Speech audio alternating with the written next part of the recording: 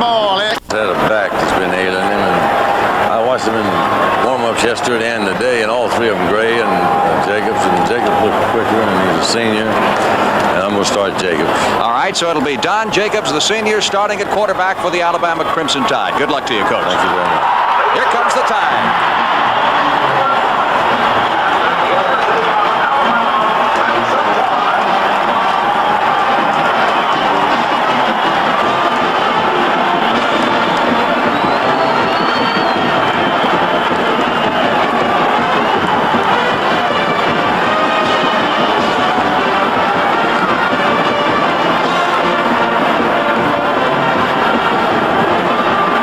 Crimson Tide is on the field. Let's check on some of the individuals from the Baylor Bears we'll be seeing in action this afternoon.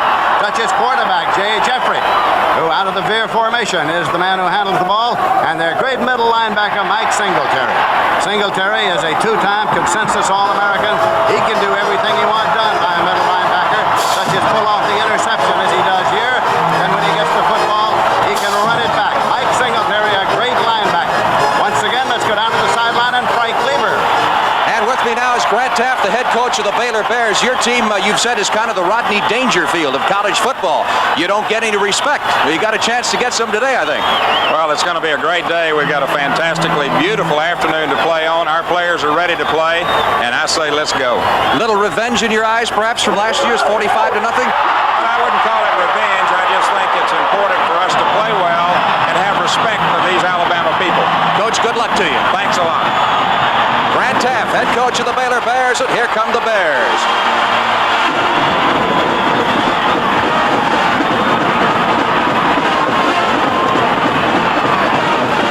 Live from the Cotton Bowl in Dallas, Texas, CBS Sports proudly presents the 1981 Cotton Bowl. Sponsored by Light Beer, everything you always wanted in a beer and less. And by Buick and your Buick dealer, who invite you to see the 81 Buicks. You see, Magic, what Buick learned from their new small cars, they put into their larger cars. Right, Sue? Yeah. So, for instance, in the Posh Electra Limited, there's an efficient V6 engine. And in the economical Skylark, there's plus room and comfort. They've made their efficient smaller cars luxurious. And their luxurious larger cars efficient. So, in any size, wouldn't you really rather have a Buick?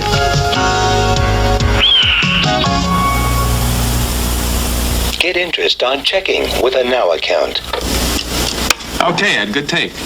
You know, these Now accounts sound great, but let's face it, there's a ton of places offering them. I understand they really vary, and I just don't have the time to check them all out. So who would know the most about it? Find out from the people who invented checking. Your full-service bankers. They're professionals who can explain the various Now accounts and advise you on the right one. Look for this symbol of a full-service bank. We've got the answers.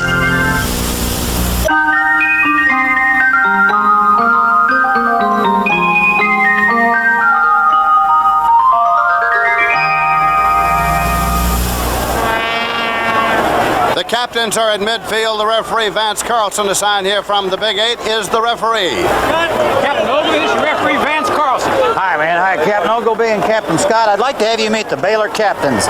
We have Captain Fields, Captain Singletary,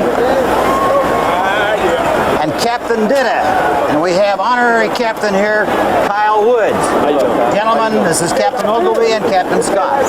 Hey, what a great day to start here in 1981. Two super teams. It's our privilege to work the ball game. Alabama, being the visiting captain, will call the toss in the air. Heads, tails. If I drop it, Captain Scott, I'm going to throw it up again. Would you call the coin, please? Heads. All right, did you understand he called heads? And it's tails. Baylor wins the toss. You want to receive. Okay, man, I want to present this coin on behalf of the Big 8 Association to Kyle Woods. It's our pleasure. Best of luck to you in 1981. Thanks a lot. Thanks a lot. All right, Baylor wins the toss and chose to receive. Which end do you want? Let's go around this way. Baylor chose to receive. Good luck. We'll start the game in 1 minute and keep rolling.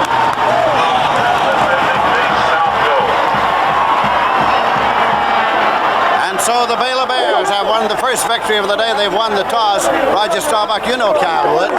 Kyle's from Dallas, Lindsay. He's a defensive back for Baylor. He was injured September of '79. He was paralyzed. Of course, he's fighting his way back right now. He's got movement in his arms. Of course, he's in the wheelchair. His legs are paralyzed, so it's mainly from the waist down. He's an inspirational young man. He's got a brother on the football team. He's got a fine, big family here in Dallas. He's been giving them support as they've been giving him support, and I've had a chance to meet him and be with him, and he's just a fine young man. And now the Crimson Tide has come onto the field, and that is Tim Clark up there teeing the ball up on the 40-yard line, preparatory to kicking it off. And the Baylor Bears are coming out onto the field now to receive the opening kickoff of this 45th annual Cotton Bowl Classic. Ideal weather conditions, bright, warm, and sunny here in Dallas, Texas. Clark is a junior from Noonan, Georgia. Decides he wants to reset it just a little bit as the Baylor Bears deploy now. Philip Ward is going back there, along with Gerald McNeil and Fred Hall. McNeil is center deep. All the officials are assigned here from the Big 8 Conference. Lance Carlson ready to sound his whistle. He does. That will send Tim Clark forward.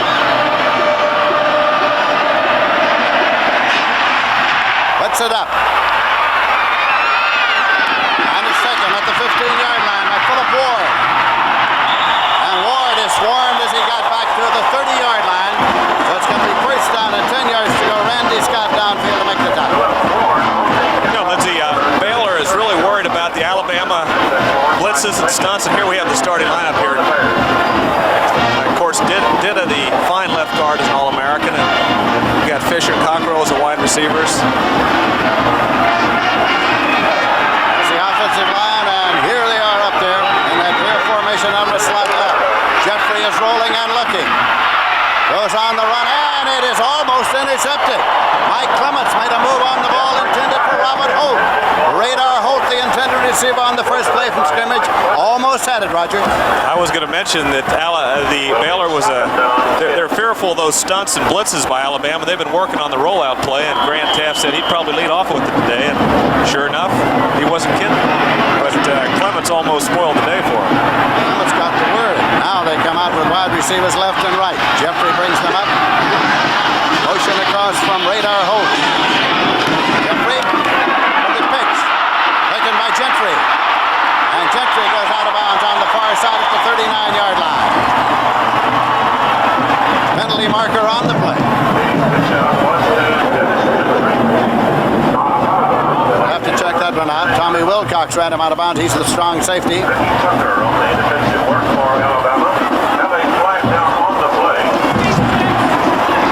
Holding indicated against the Baylor Bears.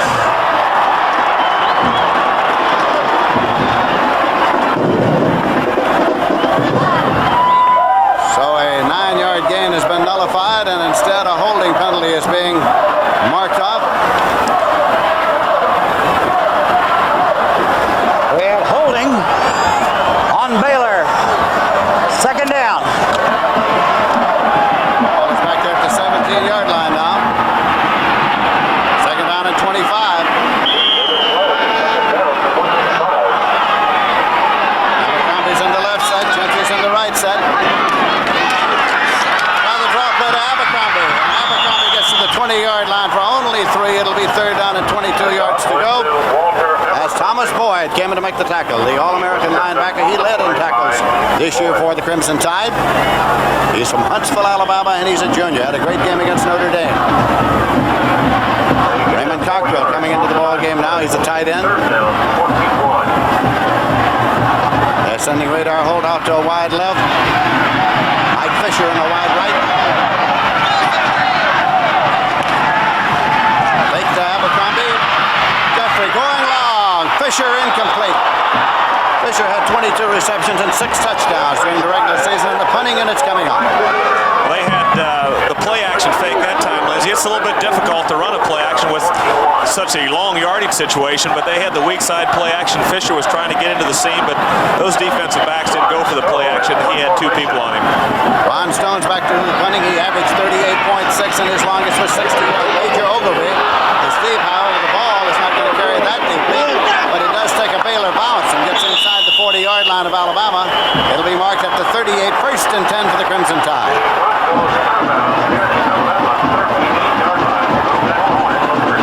And so, Alabama, when play has resumed, will have the ball and we'll get a look at the Crimson Tide wishbone for the first time this afternoon in Dallas, Texas. People across America, from New York to LA, they're leaving their cars at home and going. I'm sure heard Bear Bryant tell Frank Lieber at the head of the show that he's starting his quarterback Don Jacobs, who came off knee surgery this year, and Walter Lewis, his freshman, had played quite a bit. They're up there in the wishbone. They move Jones up to a wing left. Give it to Major Ogilvie on the first play. They give it to Major Ogilvie a lot. He goes to the 43-yard line for 5. It'll be 2nd down and 5 yards to go. And Tommy Tabor was in to make the tackle. Lester Ward was given some help also, number 49. And Ogilvie is an all-purpose back. He's a fine receiver. He also is an excellent blocker. When you have the wishbone or the 3-back offense, the fullback, the 2 halfbacks, you've got to have blocking back there. He's a good blocker. Give it to his fullback, Jackson. Jackson lunges just short of the 45-yard line. He picked up about 2, which is going to set up a 3rd and 3. Charlie Benson and Joe Campbell came in to make the tackle.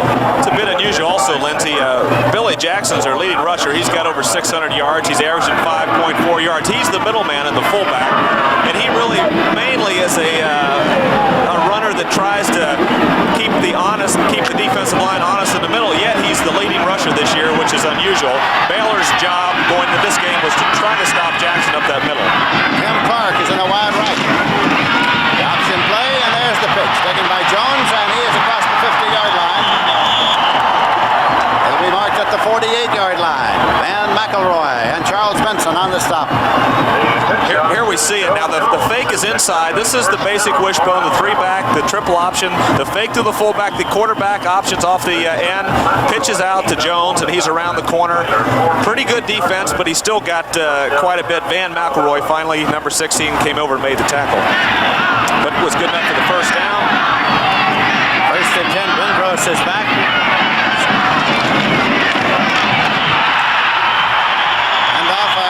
Carried up to the 47-yard line. Singletary coming in to make the tackle on McRae.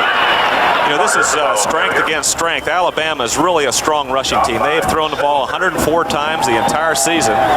Only had 1 interception all year. That's not bad, but they're really a running team. They have 307 yards. They're 3rd in the country rushing per game. The strength of Baylor, they've only given up 105 yards rushing a game. So you got strength against strength on that field right now. 2nd down and 9 yards to go.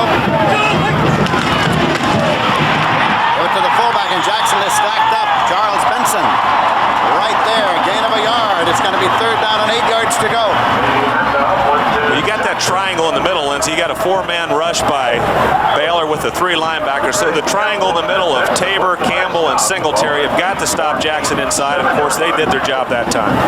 Crimson Tide, of course, shuttles a lot of backs and a lot of wide receivers in and out of the ball game.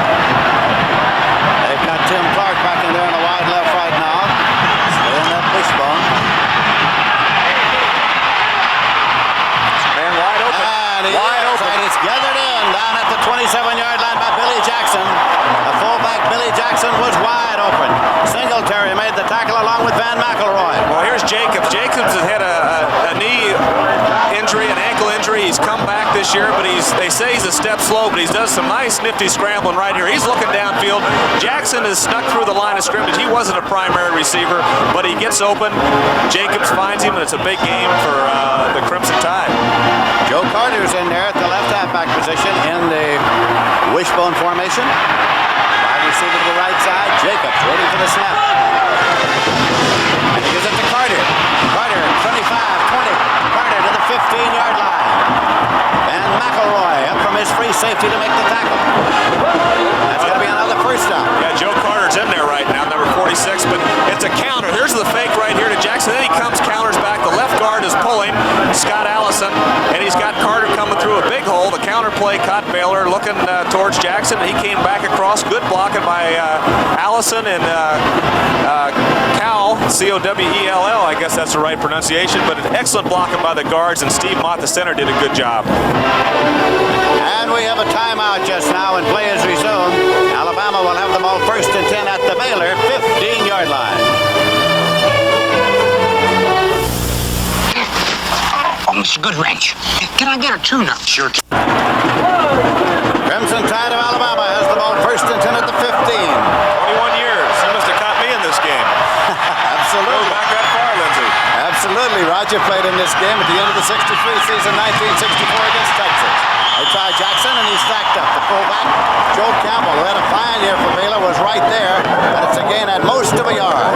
Well, the leading tackler on the team also, Mike Singletary, had a hand in that one, Lindsey. The important thing for Baylor, number one, is to keep Alabama and try to get him into a passing situation. Once you get him into it, you got to take advantage of it. Of course, this drive, Jacobs got the big third down play, but Baylor wants to hold him on 1st and 2nd down, make him throw the ball. Fumble on the snap. Fumble on the snap. Alabama recovered, I think. Jacobs dived forward to recover his own fumble. Roger is a long-time man who's taken many snaps. That's got to be nervous time when you're feeling you don't have the ball. I mean, that's an automatic situation. It's frustrating. What happens is the next time you get up there, you start worrying about, am I going to do it again? Of course, all the Alabama fans around the country, if they've been following the Tide this year, the fumbles have been critical in their loss to Mississippi State and a couple against Notre Dame also. 3rd down and 9 yards to go. Big play early in the ball game.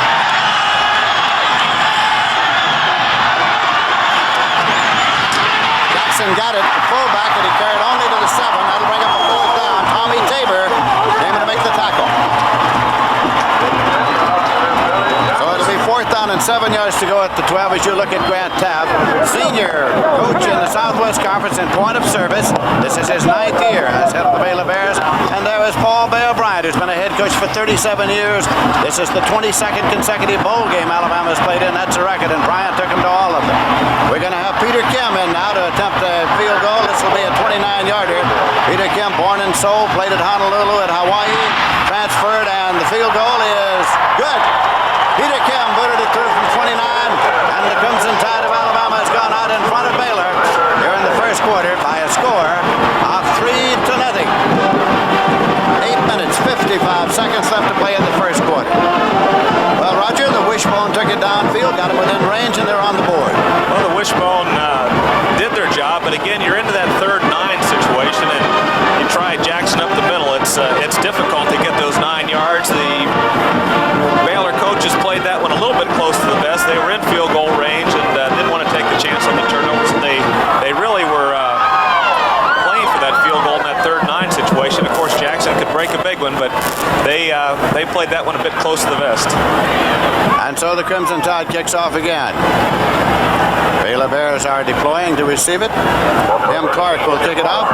They had McNeil center deep on the opening kickoff, and they've got him down there again. Philip Ward, who returned the opening kickoff, is back there as well. And so is Fred Hall. That's McNeil, the man who is center deep. McNeil is a freshman. He's 5'8", and he weighs 139 pounds. That drive is 11 plays, 50 yards. Used up 5 minutes on the clock. In the air, McNeil moves over, and McNeil has it at the 9-yard line. He's back at the 10, at the 15, he's at the 20, he's stopped at the 21-yard line. Now let's go down to the sideline on Frank Lieber. As Roger mentioned earlier, Baylor's very conscious of those stunts and blitzes by Alabama. Consequently, in their bag of tricks today, the Bears have a no-huddle play, a play designed to go from Jeffrey to Radar Holt, because when you're playing those stunts and blitzes, it takes you a little bit longer in the defensive huddle. Watch if it doesn't happen. All right, Frank Lieber, 1st and 10 for the Baylor Bears. It's spotted at the 22-yard line. They send Mike Fisher far to the right side. Jay Jeffrey, the quarterback. Radar Holtz far to the left side. Abercrombie bobbles the pitch. Abercrombie can go nowhere, and he stopped at the 16-yard line. Jeremiah Castile made the tackle back at the 16 for a loss of 6. You hear a lot of terminology, and one you're going to hear today, you hear wishbone, veer, option. Well, the wishbone is the 3-man backfield. backfield, it gives you a triple option. You got the fullback inside, you've got the halfback, you got the quarterback option. Baylor runs a lot of, it's similar to a veer, it's an option. You only really option with one running back and the quarterback. Of course, that time the quarterback pitched it out, and you've got to worry about the pitch. It was a bad pitch. And Jeffrey is pulled down by the Tide defense. It's got to be spotted near the 8-yard line. Another loss. Look again. Here we see it right here. E.J. Jr. is a factor right here, number 39. He just busted inside, and that's a blitz. Even though they've got 5 linemen, 2 of them are standing up, the 2 outside men, De Niro and Jr., and of course they come. When all 5 of them come, you've got to block them. They didn't block Jr. that time. Grant Taff is shuttling plays in with his tight ends. He's alternating Raymond Cockrell and Mike Lavley. You saw punter Ron Stone kicking into the net along the sideline. This time it is Gentry and Klein, Lyles, and Bragg stack him up, and the punting unit comes on now for the Baylor Bears, led out there by Ron Stone, the sophomore from Houston. Major Ogilvie has come out now to assume the deep position for the Crimson Tide of Alabama. Major is his nickname. Well, the penalty got Baylor into a tough situation in the first series. And Alabama's great defense got him into a long yardage situation on this series. So it's been tough for Baylor so far. They haven't had much room to work, and of course part of that's been Alabama's doings. Stone gets it up. Major Ogilvie, fair catch signal at the 48-yard line of Baylor. Alabama will start 1st and 10 at the Baylor 48-yard line. Alabama leading by a score of 3-0. Tonight on CBS starts with the Waltons, and then on Knott's Landing, Diana considers the consequences of seeing an older man. It's all tonight on CBS. What are the consequences? I wonder. 1st and 10 at the 48-yard line.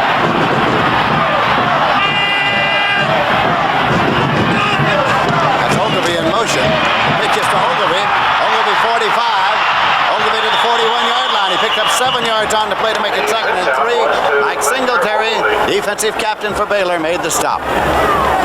Well, they did a good job on the quarterback that time, Jacobs, but the force man did not get over there in time for Ogilvie, and he had a good game that time. We were talking to Ogilvie's parents this morning at the hotel. He is Morgan Jr. actually, and when he was growing up, they said they didn't want a Morgan Sr. and a Morgan Jr. around the house, so they called him Major, saying there's nothing minor about the Major.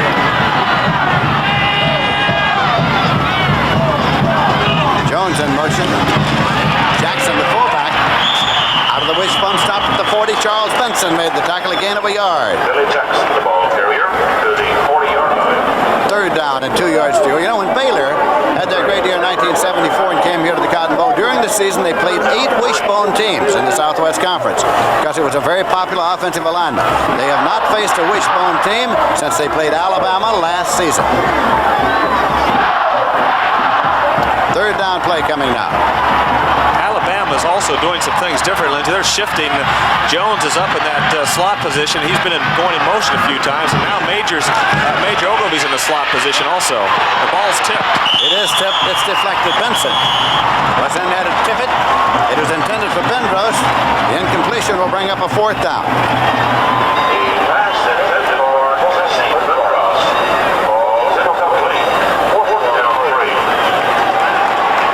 Now the punting unit comes on. Woody Humphrey comes in to do the punting. He has averaged 39.7, his longest 55. McNeil is dropping back. The little man, Gerald McNeil. 5'8", 139. McNeil at the 5-yard line. Back at the 10, and it's fumbled. It's loose, and Alabama has it at the 12-yard line. 1st and 10 at the 12-yard line for the Crimson Tide of Alabama. And it was Russ Wood right there. Russ Wood who got the fumble. Humphrey's doing a good job all year. He got the ball inside the 20-yard line, and he did his job then. I was about ready to say Baylor's defensive series was an important one last time to stop Alabama. You don't want Alabama to get up on you by a touchdown or a field goal, or you get that wishbone ahead, and it's tough to stop. And of course, that fumble puts Baylor back into a tough situation again. Your quarterback into the ballgame, freshman Walt Lewis in, and Don Jacobs is out.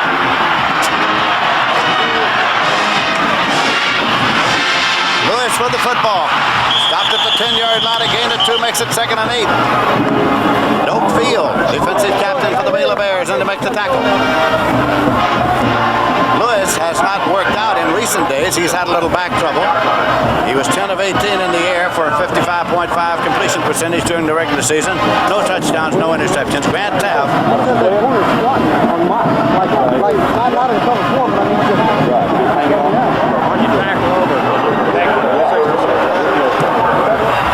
Second down and 8 yards to go. Lewis again on the option, and the pitch to Jones, and he goes out of bounds. Near the 8-yard line, run out by cornerback Thomas Earl Young. Not a whole lot of room into that short side of the field. They faked inside to Jackson, tried to pitch it out to the outside. It was strung out very well by Baylor, and with that hash mark in college football, it's tough to get to that sideline on a wide sweep, and Baylor strung it out and knocked him out of bounds. Gained only a yard as it spotted at the 9 for a 3rd and 7. Joe Jones, who carried, is a senior from Thomaston, Georgia. 5'11", 189-pounder. Averaged 5.5 yards per carry during the season and had 2 touchdowns. He's the left halfback in the wishbone. Lewis stumbles. He's still got the ball, and he takes a loss outside the 10-yard line. Tommy Tabor, along with Lester Ward, fine linebacker, made the stop, and there again is Grant Taft. Another 4th down for the Crimson Tide. They lead 3-0 on a 29-yard field goal, and Peter Kim's going to come in to try his luck again. He will be kicking a 28-yarder this time. Woody Humphrey will hold for him. As we said, he's born in Seoul, Korea. He went to Honolulu and played at the University of Hawaii, transferred, sat out a year, and became the kicker for the Crimson Tide. Peter Kim's kick is good.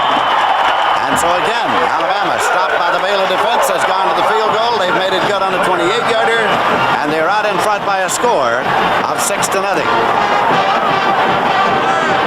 Peter Kim said really he didn't know a great deal about football when he first got to Hawaii, and knew even less about big-time football as he conceived it from the islands to the mainland, but knew that Alabama had championship football teams, and he wanted to play on a championship team. So Alabama's taking a 6-0 lead. Happy New Year to all of you. Looking in from all of us at CBS Sports as you watch one of the living legends of American sports, Paul Bryant. The Baylor Bear right now, it's a kind of a good news, bad news story. The bad news is Alabama's controlled this first quarter completely. They've moved the ball. They've got the turnovers. The good news is they've only got 6 points where they could have had 14. So Baylor's still in the game by all means. This drive will be important for their offense to do something with the football and get out of negative field position. 3 minutes, 51 seconds remain to be played in the first quarter, and it's going to be Tim Clark kicking it off for Alabama. Junior from Newnan, Georgia, has teed it up. Again, it is McNeil center deep, and he's flanked by Philip Ward and Fred Hall for the Baylor Bears of Waco, Texas. Nice high kicks. They're not deep, but they're nice and high. Another high trajectory. McNeil at the 13 to the 15. McNeil to the 22-yard line. They're high enough for that coverage to get around the blockers. Let's go down to the sideline and Frank Lieber.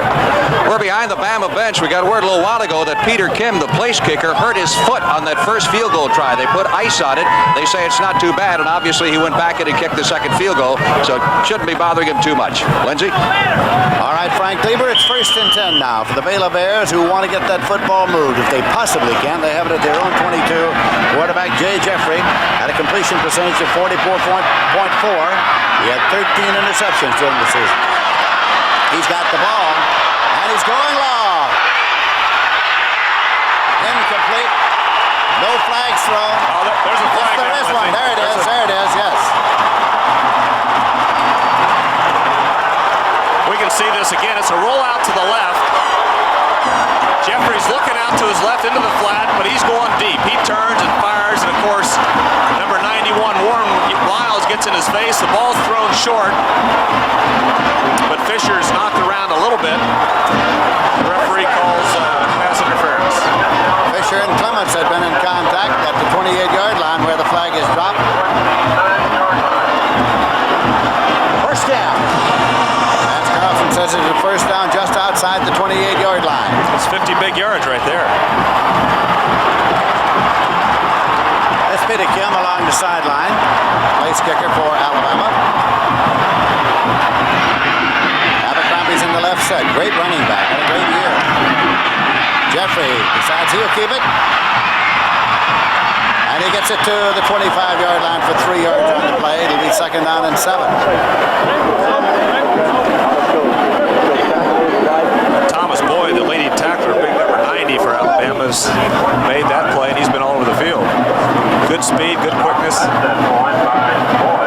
Sam Houston, tight end, is coming into the ball game again. Grant Taff is shuttling his tight ends in, bringing in the plays. This is a 2nd down and 7 at the 28. Gentry on the right side, Abercrombie in the left.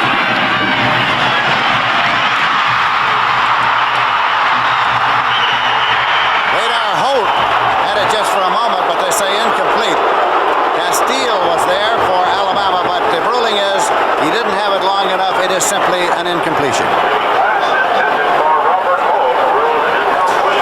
He gets a lot of pressure inside by Lyles again. Gets the ball out in the flat, and he's hit right there, and it's close. That's a he should of course caught the football, but the referee, that's a close call as far as possession, and it could have won either way that time. And Wilcox jumps on the ball for Alabama, but it's ruled incomplete. 3rd and 7 here. Jeffrey now fading to throw and gets it out to Gentry, and Gentry's at the 20. And he goes out of bounds short of the 15-yard line. Dennis Gentry, All Southwest Conference halfback. That's going to be enough for a 1st down for the Baylor Bears. That's good protection that time. The Alabama football team on defense especially has been penetrating the first quarter. And that time the Baylor line did an excellent job. They kept everybody off of Jeffrey. He had time to look downfield. Then he laid it out in the flat to Gentry, and Gentry was not covered. Grant Taff of the Baylor Bears well aware that Alabama drove down twice. Got a field goal each time. If he can drive it all the way in and get a conversion, he'll take the lead. Pitch to Gentry. Abercrombie throws a block for him, and the ball is fumbled. Scramble is on at the 8-yard line. Alabama players think they recovered. They'll get the official signal in a moment. And they did. Alabama got the ball. The Crimson Tide of Alabama got the football. So they take it over. Randy Scott, I think it was, from Decatur, Georgia. That play, the way it developed, looked like Gentry had a lot of room. He had good blocking out in front of him. Abercrombie got a good block, and he got around the corner, and the ball was either knocked out of his arm or he was hit hard enough where it just flew out. Probably flew about 10 yards out of his arm. So now it is 1st and 10 for the Crimson Tide at their own 8-yard line. Lewis has the ball. The freshman quarterback going nowhere. Charles Benson there to cut him off. Gained a yard. It'll be 2nd down and 9 yards to go at the 9. Walter Lewis. Ben Orcutt is in there at a running back. Earl Collins is in there at a fullback. Jeff Fagan is in there at a halfback. Alabama does this. They'll run units in and out, as a matter of fact. Lots of running backs into the ball game. Lots of receivers. The tight end. There's Tim Clark coming wide to the left. Quarterback draw. Penalty markers thrown. Lewis goes to the 14-yard line. Benson made the stop. There's a marker to be checked out.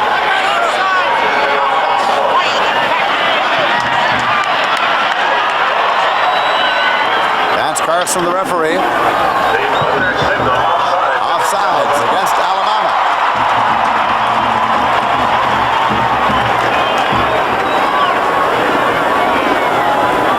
Line of scrimmage was the 9, so it's taken back there.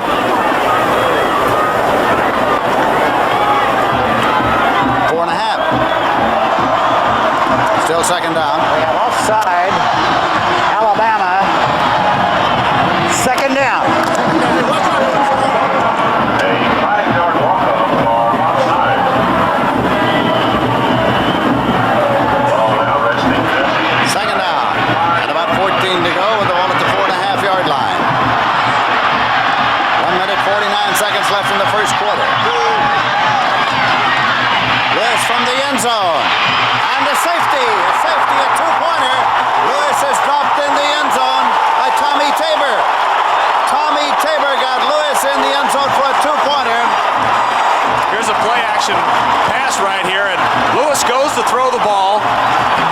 He's looking downfield. He goes to throw it right here, and he stops. And that gives Tabor enough time to do his job. He pulls it back, and Tabor's on top of it. That's a safety. And it's followed by a free kick. Alabama gets a free kick from the 20-yard line. They've gone to their respective sidelines for a huddle before they deploy here. Ball can be put in play by placement or by punt. And usually following the safety, the receiving team has good field position then, so that the advantage is more than just the 2 points. 1 minute, 40 seconds remaining in the quarter. You wouldn't guess this based on what you've seen, and Alabama's down their own 18, 3rd and 8, and they run the ball. But the history's been this year, when they're back deep in their own territory and have to throw the ball, they've had more of a tendency to throw it there and, of course, get out of trouble. And that time they got nowhere and stayed in trouble, and it cost them 2 points. Jeffers, please go to gate 2. So now it's going to be Woody Humphrey punting the ball. McNeil is center deep to receive it, and Baylor is deployed from its own 30-yard line to receive the punt of Humphrey. The thing to be careful of is not to get anybody ahead of the kicker on the free kick.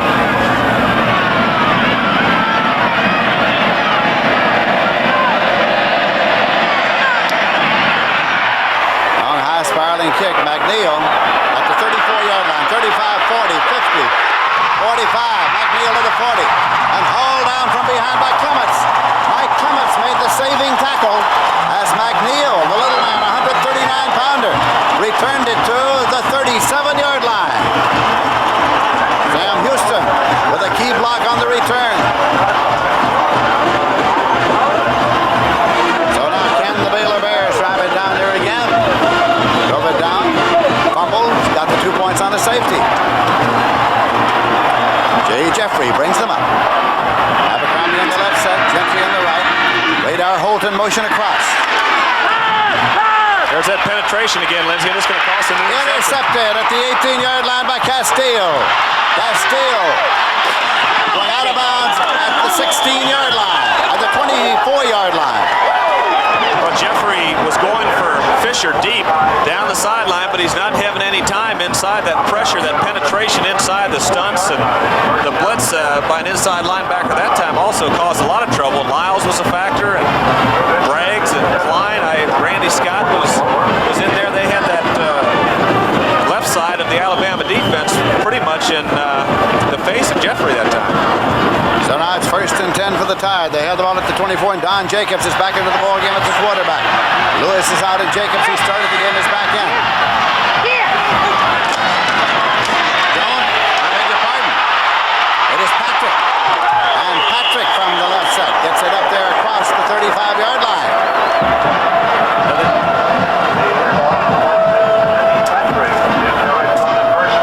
Here we can see the fake to get Jackson again, and Patrick's going back to the other side. An excellent block by Vince Cal, number 67, and Patrick's into that secondary quickly off the counter fake. Again, you got Jackson going to the left. Patrick breaks back to the right, and they like this young man. He's a freshman. He's averaging 7.2 yards a carry, so that's not too bad. 1st and 10 at the 36-yard line. Jackson in motion outside. Quick pitch to Patrick from Jasper, Alabama, and he gets up to the 42-yard line. Picked up about 6 on the play. It's going to be 2nd down and 4 yards to go. Max McGarry in to make the tackle, along with Cedric Mack. Patrick's not very big, but they say he's here he makes a few moves. He's got quickness. He's the most sought-after back in Alabama history coming into the university. And he's got 4 years ahead of him. 3 left. 2nd down play coming now for Alabama with 20 seconds remaining to be played in the first half. Ogilvie in motion outside right. Covered out there. Patrick Carey struggles up to the 45-yard line for 3. And he's stopped by Max McGarry. Still short of a first down by about a yard and a half. Clock is running 3 seconds, 2 seconds, 1 second, and that is that. As time has run out in this period. That's indicated by the referee holding the ball aloft. So at the end of the first quarter in the 45th annual Cotton Bowl game in Dallas, Texas, it's Alabama 6 and Baylor 2. Oh, he missed the first. A beautiful day in Dallas, Texas. I'm Lindsey Nelson with Roger Staubach here at the Cotton Bowl. And Alabama has taken a 6-2 lead as we start the second quarter. They'll have the ball. It will be third down, about a yard and a half at the 45. Their own 45. Jacobs is the quarterback who started. Lewis relieved him. Jacobs back in. He's in there now. Patrick still in the left. Set. And he gets the football. Lenny Patrick. Got it out there for about 2, and I think perhaps the first down. They'll take a long look. Steve Ronaldo made the tackle.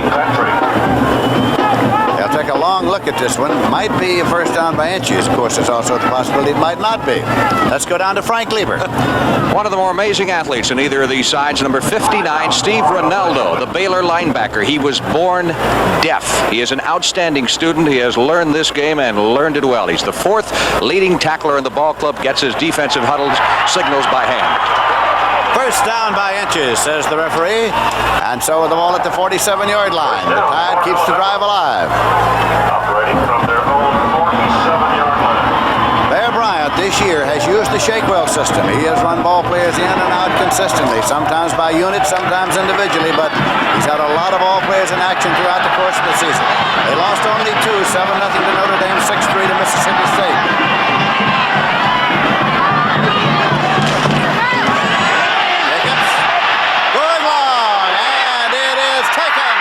The 10 and on down to the 5-yard line by Jesse Bendros. And he's stopped by Thomas Young. It's going to be first and goal at the 4-yard line.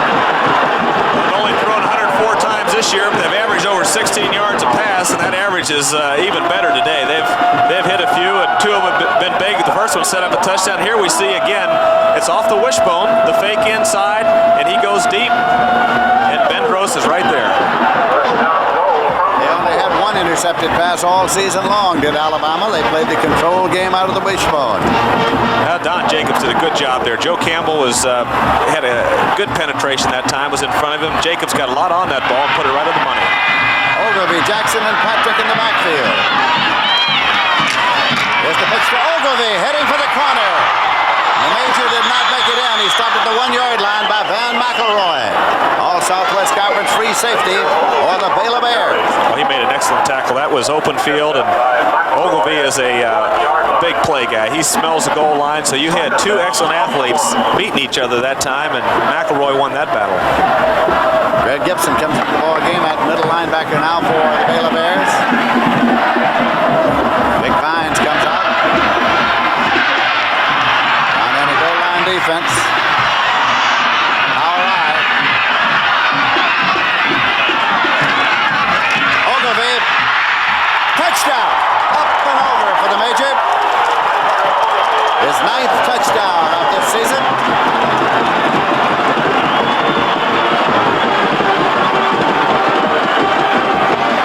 Here's the play right here to Major Ogilvie. It's a guessing game by the linebackers. They're going to try to jump. Major's going to jump.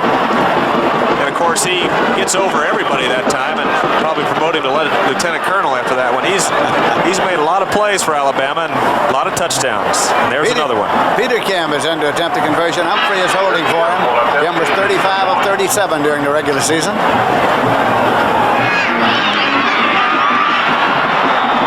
And it's good. So Alabama gets the 7 on this drive with the touchdown and the conversion. And the Crimson Tide is out in front of the ball game with 13 minutes, 26 seconds remaining to be played in the first half.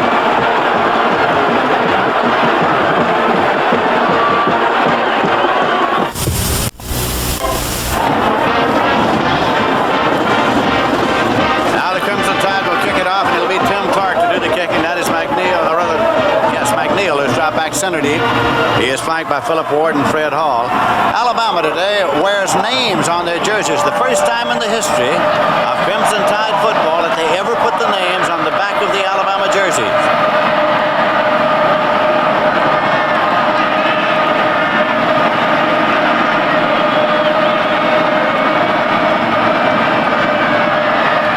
The official holding Stone to keep him, Clark to keep him from coming forward.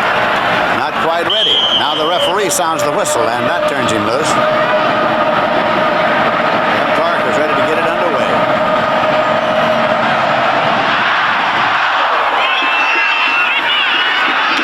On the O'Neill to the 15 to the 20. And he returns to the 30. Yesterday, Roger Staubach talked to Coach Bear Bryant about the wishbone. I think the wishbone is the greatest passing formation there is.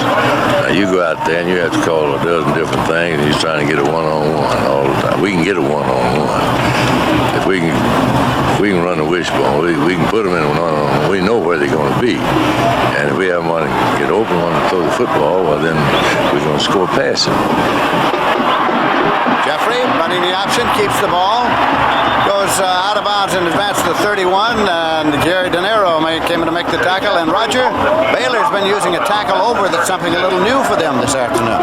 They've brought their either their left tackle goes to the right side or the right to the left, and they really overload their line. It's an unbalanced line. They keep the tight end and the guard on the left side, so it's a new formation, and it's just to confuse Alabama. But so far, they haven't been able to execute the plays off the overload. They're trying to stop penetration that side also. 2nd and 8 at the 32-yard line. Jeffrey throwing, and it's gathered in. Good catch at the 40-yard line. Radar Holt gathered it in, and Jim Harris made the stop. Here's the play again. It's just a drop back. He's looking out in the flat. He's looking to the down and in, and Jeffrey drops it out in the flat. Nice catch, one-handed.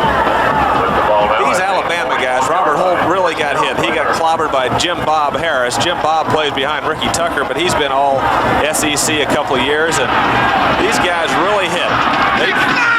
Baylor's been paying the price for their catches and their runs today. Handing it off to Dennis Gentry out of a double tight end alignment. Out of a 1st and 10 at the 41, and Eddie Lowe came in to make the tackle for Alabama. Brother of Woody Lowe, former great star who now plays for San Diego. These Baylor backs are something special, Lindsey. Gentry, of course, is the 4th best ever Baylor history. He's got 883 yards this year, and Abercrombie's the leading rusher all time in Baylor history. He's got 1,187 for this season, so they've got quite a tandem in that backfield. Haven't they, though? And Abercrombie had 10 touchdowns. 2nd down play coming. There's a late pitch, but it's taken by Abercrombie. Tries to turn the corner, but he can't. And he is run out of bounds by Robbie Jones. Linebacker over there. Well back into the bench area of the Crimson Tide. He's in the first row. He is really. That's Paul Bryant there. You can pick him out with a hat. Saying about Abercrombie, he's all right. Walter Abercrombie from Waco, Texas. Well, if you don't get some real good execution and you're running the option play and you can string it out on defense, it's tough to get upfield. You run laterally, you get nowhere, you got to cut it upfield. Right now, Alabama's really doing the job. They're coming off their blocks, they're stringing it out, and Baylor's not getting very much on the option. 3rd and 9 at the 42. Jeffrey again going long, and Fisher can't get it, and it's intercepted. Taken by Jim Bob Harris. However, it is ruled an incompletion. Had it ever so briefly, intended for Fisher. Jim Bob Harris had it for a moment, but it's simply an incompleted pass. That'll bring up 4th down. He's got Holt's coming in motion here. Jeffrey rolls out to the left. It's a half roll, and then he scoots back. He has good time. It's a long throw, but there's just good pass defense. Jim Bob's back there, along with Mike Clements, and they didn't have much of a chance. Stone gets it off. Major Ogilvy is That's waiting. a punt. Gonna let it go. Hits at the 5. It's gonna drop dead at the 3-yard line. So that one will be taken by the Crimson Tide, but deep in their own territory. They'll have it 1st down and 10 yards to go, but they will have it just a little bit in advance of their 3-yard line on a 54-yard punt.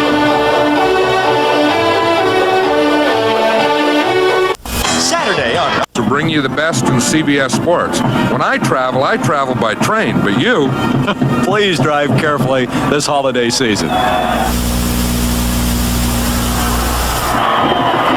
Alabama leading by a score of 13-2 has the ball 1st and 10 at their own 3-yard line. Don Jacobs, the quarterback.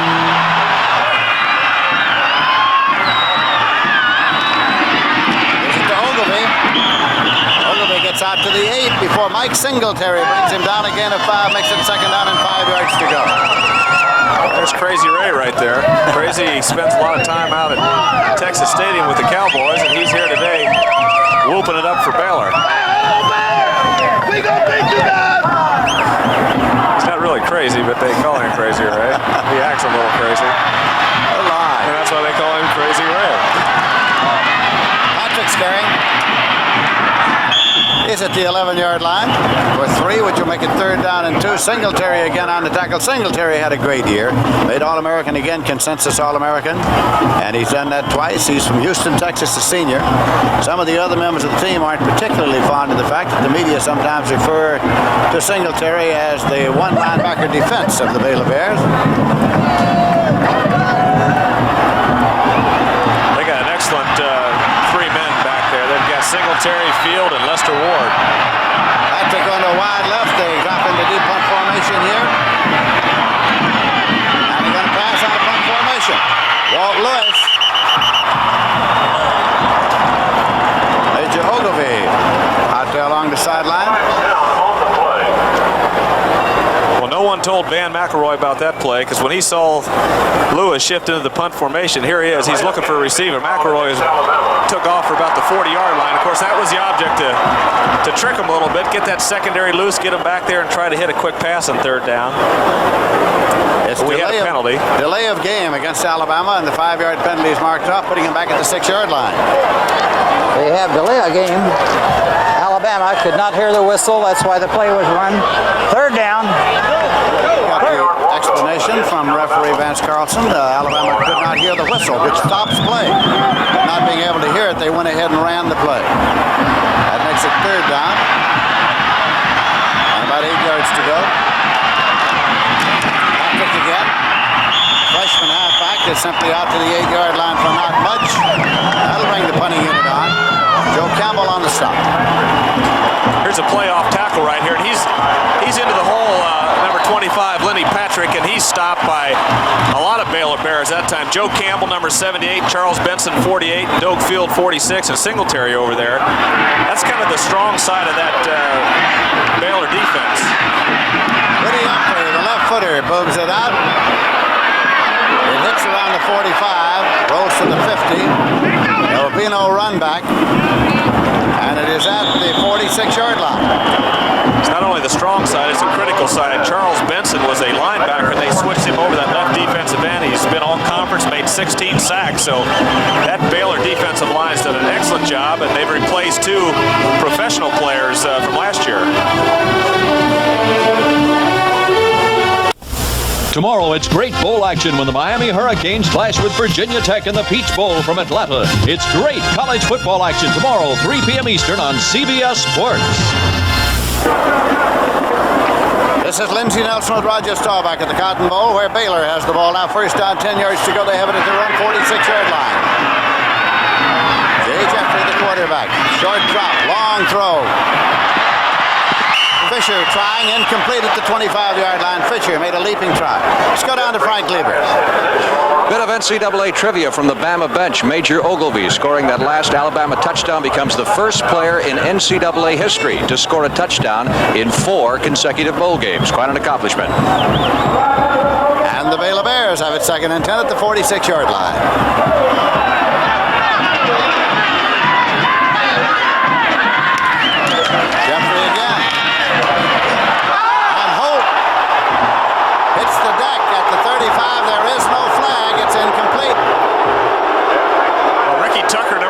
Was on Fisher before down the sidelines, made a good play, and that time he tripped up the wide receiver, who was Holt, coming over the middle. Jeffrey fired it in there, and of course he hits him, trips him there, and the referee said it was all right. The Baylor players didn't like it. So it's going to be 3rd down and 10 yards to go at the 46-yard line. Alabama leading in the game by a score of 13-2. We have 9 minutes, 59 seconds left in the first half. That's the Statue of Liberty, as it were, and it loses a yard. Then it's Gentry carrying. Robbie Jones on the tackle. Brings the punting unit on now for the Baylor Bears. This Alabama team has pretty well shut Baylor down down other than that long interference call. Baylor hasn't done very much on offense. They've tried to throw, they've tried to run. Baylor's had an excellent year. They've averaged 440 yards. And today they've been stopped so far by the Crimson Tide. Bearcat signal. Ogilvie drops the ball. Stone's high kick. It's been recovered by Major Ogilvie, I believe. And it has just short of the 25-yard line. So Alabama gets it there, 1st and 10. Play is resumed. Alabama leading by a score of 13-2. Has the ball in their own territory, 1st and 10 at the 24-yard line.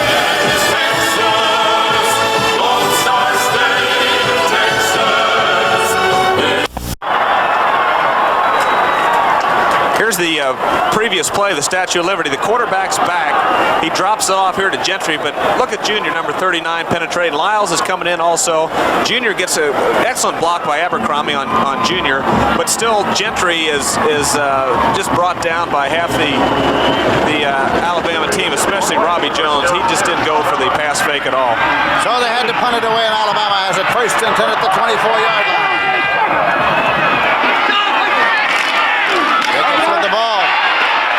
Going long and incomplete.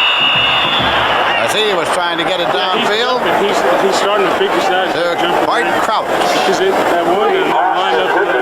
Alabama's starting to throw the ball. They've got 69 yards passing, and their average for the year per game has been 65.7. So they're already ahead of that. Of course, the Bear likes to throw from the wishbone. He says you get people isolated, and when you're running well, the fake will hold those linebackers, then you have one man downfield, and that's who they've been hitting. First time it was Jackson. He says that, but he doesn't throw all that. Second time was Benrose. He doesn't. But when he does, Major Ogilvie, and the penalty marker is thrown. It's usually for pretty good yardage. Amos Alonzo Stagg won 314 games as a head coach. Paul Bryant wants 315 to become college football's winningest coach, of course. He needs 9 more to tie. He needs 10 more to pass him. Bryant has won 305. Pop Warner won 313. Stagg, of course, 314. And they are the only 3 coaches in the history of collegiate football to win over 300 games. Paul Bryant, 67 years of age.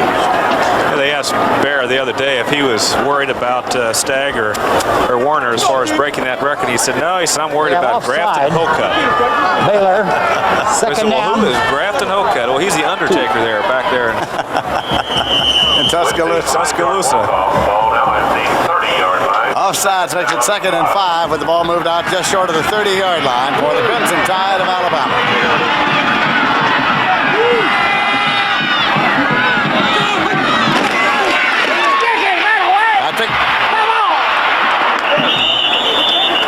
Got it to the 34-yard line. Just short of the sticks, I think. Thomas Earl Young on the tackle from Houston, Texas, along with Tommy Tabor from Calvert, Texas. 3rd down. And a yard to go. 34-yard line. Paul Bryant grew up in Fordyce, Arkansas. Not exactly in downtown Fordyce, although he went to high school there. He was from Morro Bottom, which is sort of a commuter jump from Fordyce. Yardage alignment here. Major Ogilvie, he's the money player, and he gets the first down at the 36-yard line. The handoff went to Major Ogilvie. 1st and 10 at the 36 for Alabama. 5-yard line, taking up a first down for Alabama. Paul Bryant went back to Alabama as head coach in 1958. He had played there, of course, and then had gone on to a coaching career. And in 1959, he took him to his first bowl game, and he has taken him to 22 consecutive bowl games. Kyle Woods on the sideline. He needs to get Baylor pepped up a little bit. James Patrick out to the 42-yard line. 6 on the play, 2nd and 4. Lester Ward, linebacker from Temple, Texas, made the stop. Here's the fake inside, the pitch out. Doak Field plays it real well. He keeps it, makes him cut inside, and of course Lester Ward recovers and makes the tackle. Pat Coriat's come in at tackle now. Tommy Tabor has come off the field.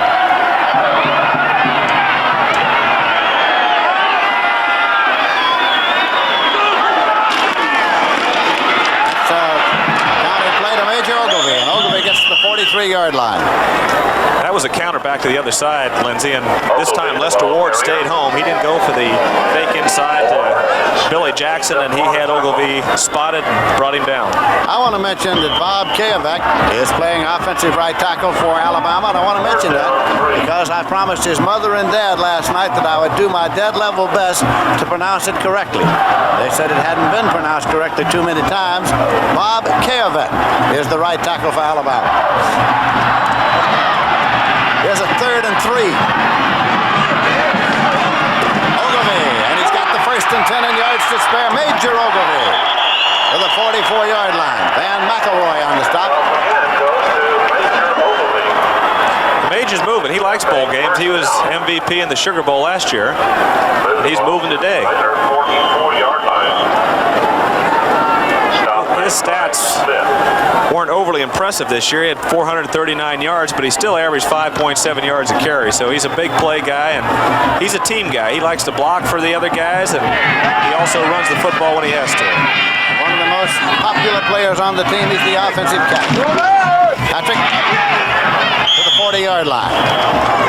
Ogilvie's carried 8 times for 37 yards. Lester Ward in to make the tackle for the Baylor Bears, and we have 6 minutes left to play in the first half. The line of scrimmage, you hear the old saying, the games are won and lost at the line of scrimmage, and it is true. The ability for the offensive line to block the defense is critical, and it's vice versa. And today, the Baylor defense is being pushed more so by Alabama, and the Baylor offense has not penetrated against that fine Alabama defense. Jeff Fagan's the right halfback. Ogilvie was unpressed. His jersey ripped off. He left the field. Completed out into the right flat. Taken by Clark. Tim Clark, the receiver out there. Thomas Young made the tackle. That's going to be a first down, I think.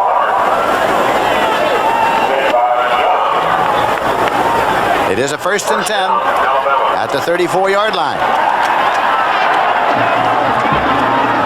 What a season Baylor's had, though. They've been 8-0 in the conference, the first time, I think, since 1949 someone's been undefeated in the Southwest Conference. They won the conference by 3 games. They're 10-1, and today was a big emotional game for Baylor. And of course, they still have plenty of time to get into it, but the emotion has run a little bit dry so far. Fullback Earl Collins carried the ball, and Coriat made the tackle. Some very pretty people here.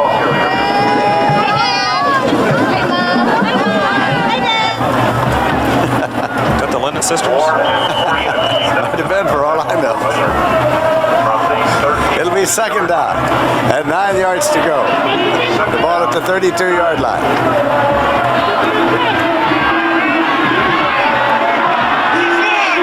Earl Collins, the fullback in that wishbone. Jacobs throwing and incomplete. Trying to get it to Collins, his fullback. He completed one on that pattern earlier to Jackson. Collins was about ready to catch that, and he was wide open. The ball was high, but he tripped about the same time the ball got there. Earl's mad at himself right now. 3rd down play coming. Tim Clark racing back onto the field as Jesse Bendros goes off. Clark coming to a wide right. Patrick flank far to the left side. Jacobs, the pitch to Ogilvie. Ogilvie has it, but takes the big loss.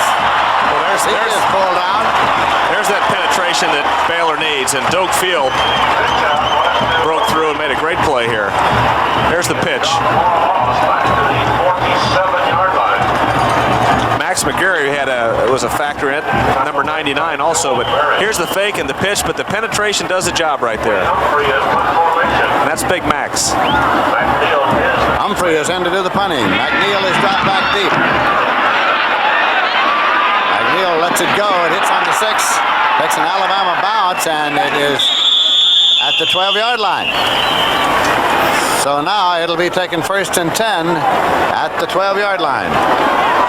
Ball is down at the Tomorrow, we've got more great college bowl action. At 3 p.m. Eastern, CBS Sports will bring you the Peach Bowl from Atlanta. The Miami Hurricanes, coming off a tough 1980 schedule that included 6 opponents that won bowl invitations this year, take on Virginia Tech, led by quarterback Steve Casey. The two schools have met 5 times, and this should be an exciting continuation of that rivalry. So, be here tomorrow for the Peach Bowl, 3 p.m. Eastern on CBS Sports.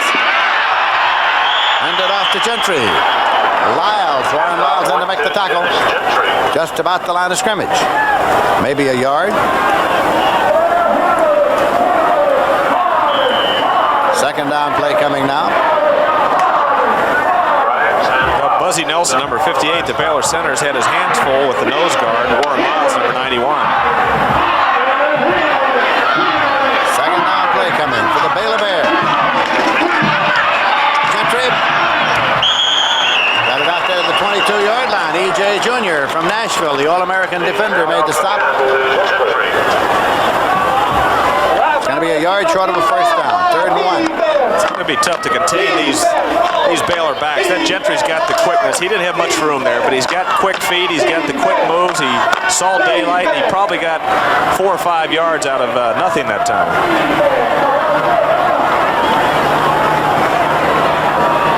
Mike Lively comes in there to tight end.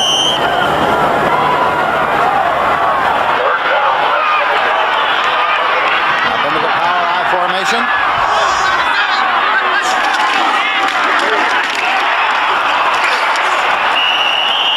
And they pick it up. Let's go down to Frank Lieber on the sideline. Injury report from the Baylor bench. Big Tommy Tabor, number 77, the hulking defensive tackle of the Baylor Bears, kicked in the eye. He will not see any more action in the first half, although they hope to get him back in commission for the second half of play. Lindsey?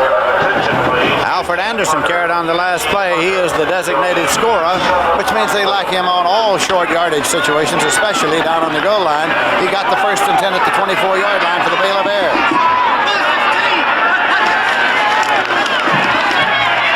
Jeffrey cut off at the pass. Dropped for a loss back at the 18-yard line by Lyles. Warren Lyles got him. Warren Lyles got him, but Byron Braggs, number 47, the senior tackle, was the man that penetrated and caused Jeffrey to come off his route and gave Lyles a chance to make the sack. Clock is running. We have 2 minutes, 10 seconds remaining in the first half. Alabama leading by a score of 13-2. Alabama has never won a Cotton Bowl game with Bear Bryant. He's been here twice. He lost once to Texas A&M. He lost once to Texas. He came here with the Kentucky team, and Babe Parilli was his quarterback and won that particular game. Now they throw the screen out into the flat, taken by Gentry. And Gentry is stopped at the 17-yard line.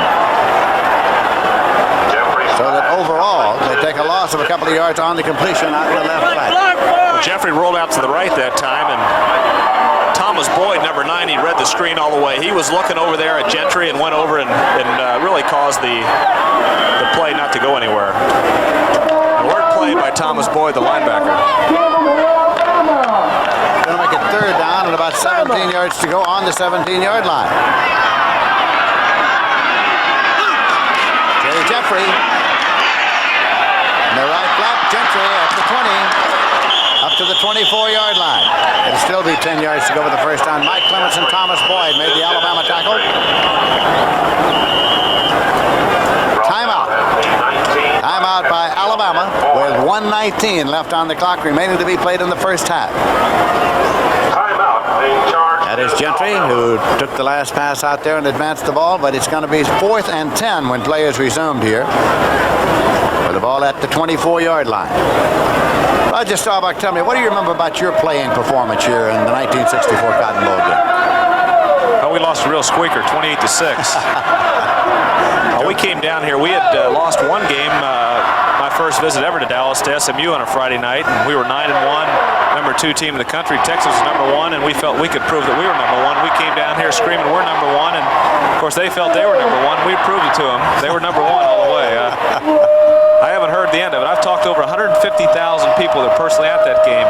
What's the Cotton Bowl seat? 75,000? In those days, so I've heard about it a few times. In those days, it seated 75,503, as a matter of fact. Just keep the boys out there. Hey, you And I was drafted by Dallas. They had to come back and play in this Cotton Bowl after 2 losses.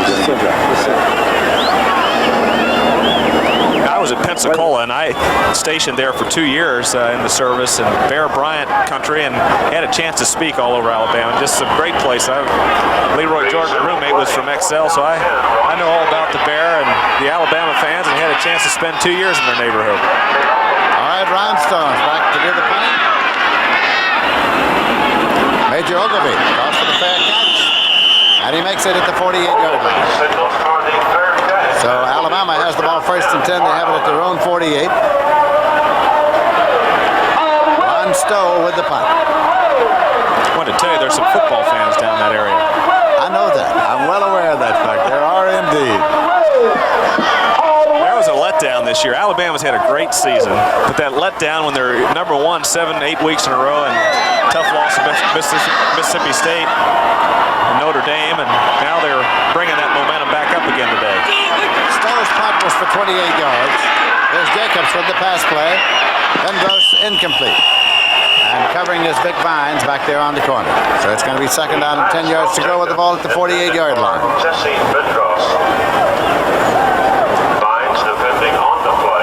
At the luncheon yesterday, Grant Taft, the Texas Sports Hall of Fame luncheon, Grant Taft said tongue-in-cheek that he wanted to dispel any rumors that he was going into the ministry because the rumor had grown that he had rather bear the cross than cross the bear. He said it was untrue. Second and 10.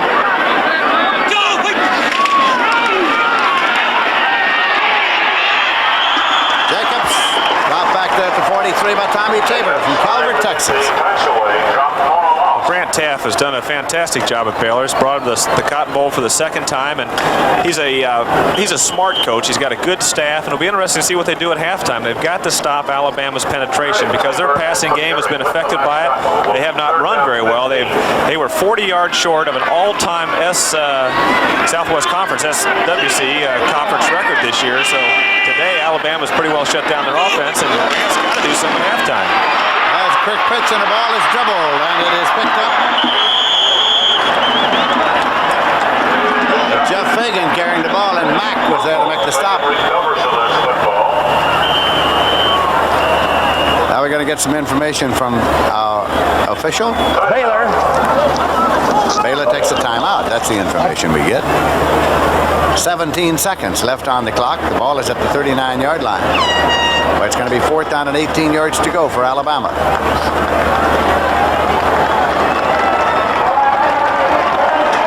Bear Bryant was intent on trying to win this ball game because of the fact that he had been here twice before with an Alabama team and had not won. So one of his first instructions to his people, as director of athletics, was he did not want to stay at the same hotel they had stayed at the other 2 times.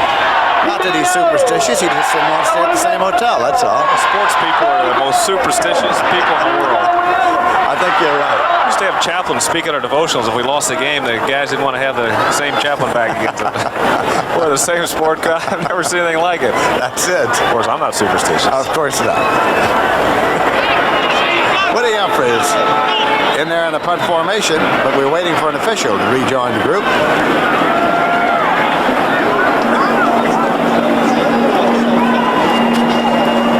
Vance Carlson has been over checking with the Baylor sideline. McNeil is dropped back for Baylor to receive the expected punt. That is McNeil, 139-pounder, 5 feet 8 inches tall.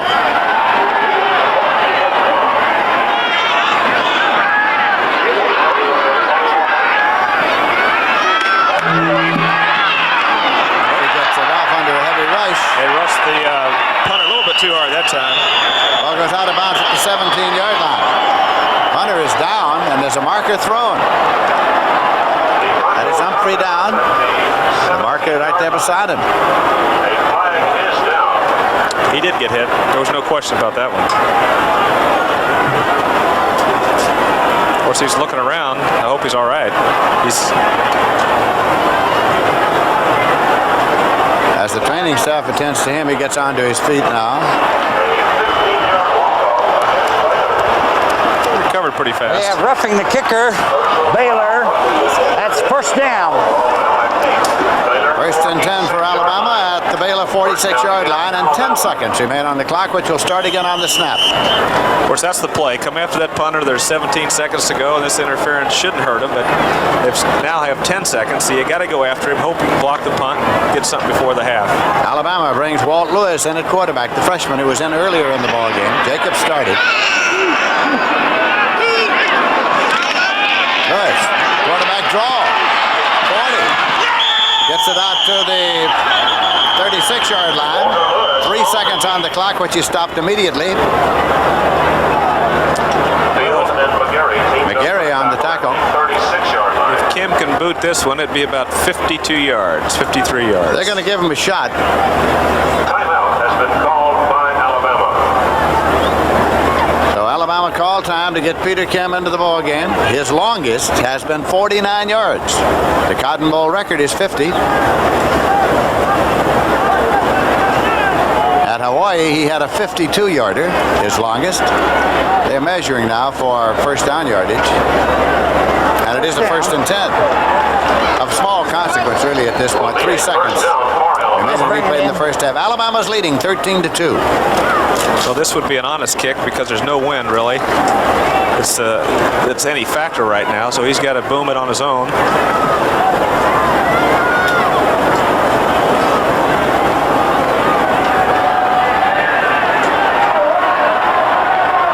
Humphrey is going to hold for him.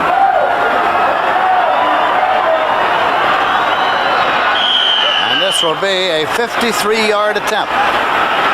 If good, it would be a new career long for Kim and a new field goal record for the Cotton Bowl. Kim's boot. Short. Is short. It goes underneath the crossbar. It is no good. Time has run out. So the teams head for the locker room. Cheer at the Cotton Bowl in Dallas, Texas, with Alabama leading by a score of 13-2. Just not quite enough leg for Kim on his 53-yard attempt. And so we have reached the end of the first half. In the Cotton Bowl game, Alabama 13 and the Baylor Bears 2.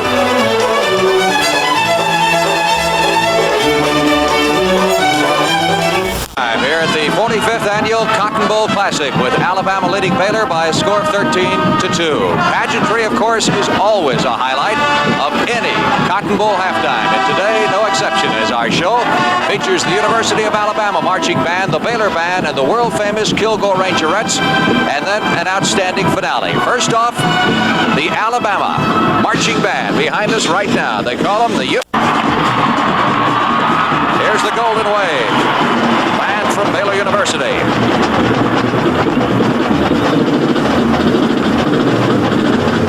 Their New Year's Day performance will begin with a very, very famous W.C. Handy March, which, as they say,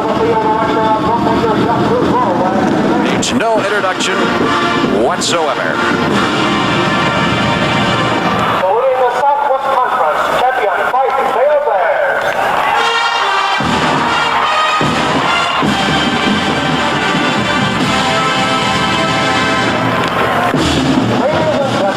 Baylor University proudly presents the 1980 Golden Wave Marching Band.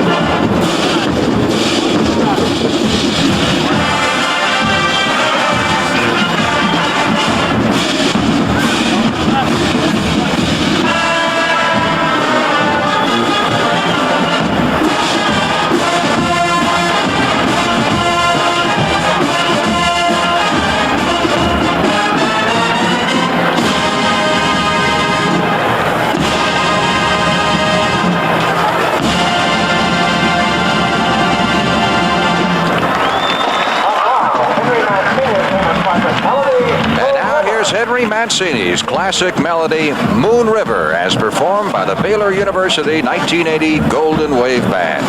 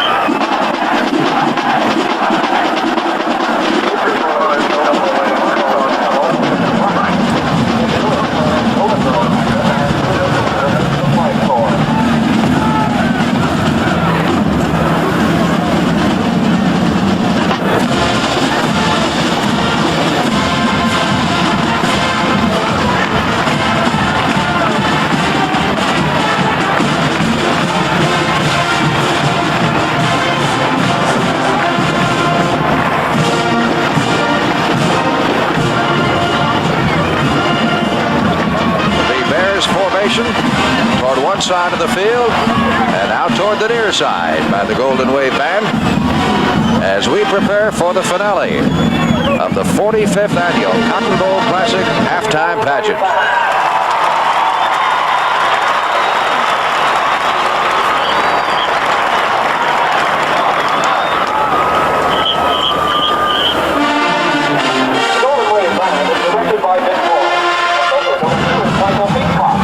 Assistance on Benjamin Davis and Mike Cooley.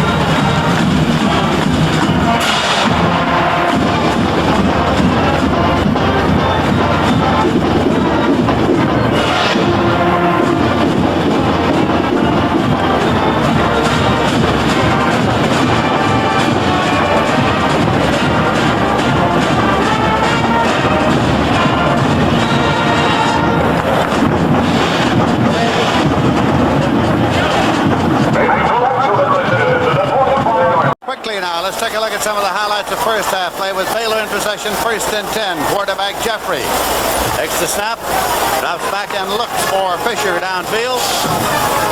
And there is an interference call there, which gives the ball to Baylor on the 25-yard line. But on the next play, they gave it up.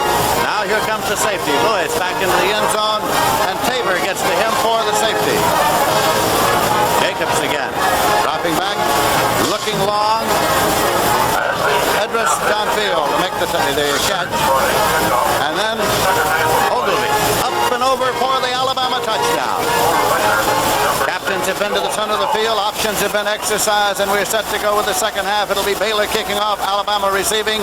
Keep in mind that in the first half, Walter Abercrombie, the great running back of Baylor, carried 3 times for a -3 yards. Gentry carried 6 times for 20 yards.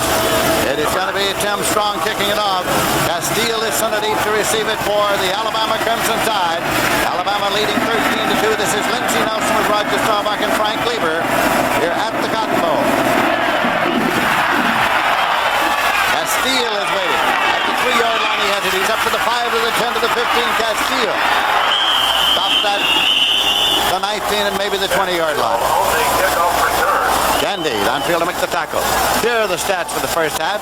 Well, that sure tells a tale right there, Lindsey. Baylor's averaged about 400 and some yards a game. They've got 36 total in the first half. Those turnovers also that aren't on here. Baylor's got 3 turnovers. Alabama has not lost the ball all day. Alabama has the ball at the 18-yard line as they come out of their huddle now, and the quarterback is Don Jacobs, who started the game. Both he and Walter Lewis saw action in the first half. Got the ball. Jacobs with the late pitch to Ogilvy, and the major goes up to the 30-yard line. That'll be enough for a 1st and 10. McElroy and Singletary ran him out of bounds to make it a 1st and 10 for Alabama. But Thomas Earl Young, the force man, got caught inside, and he wasn't able to contain to the outside, and Singletary had to get all the way from his middle linebacker position, and that play should have been turned inside, but it wasn't. Singletary had to make a tackle on the sidelines.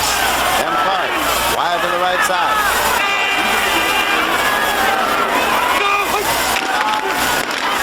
Jones carrying. Joe Jones from Thomaston, Georgia. Got it out there and back to the 32-yard line. On the tackle, Joe Campbell, who had a great year defensively for the Baylor Bears.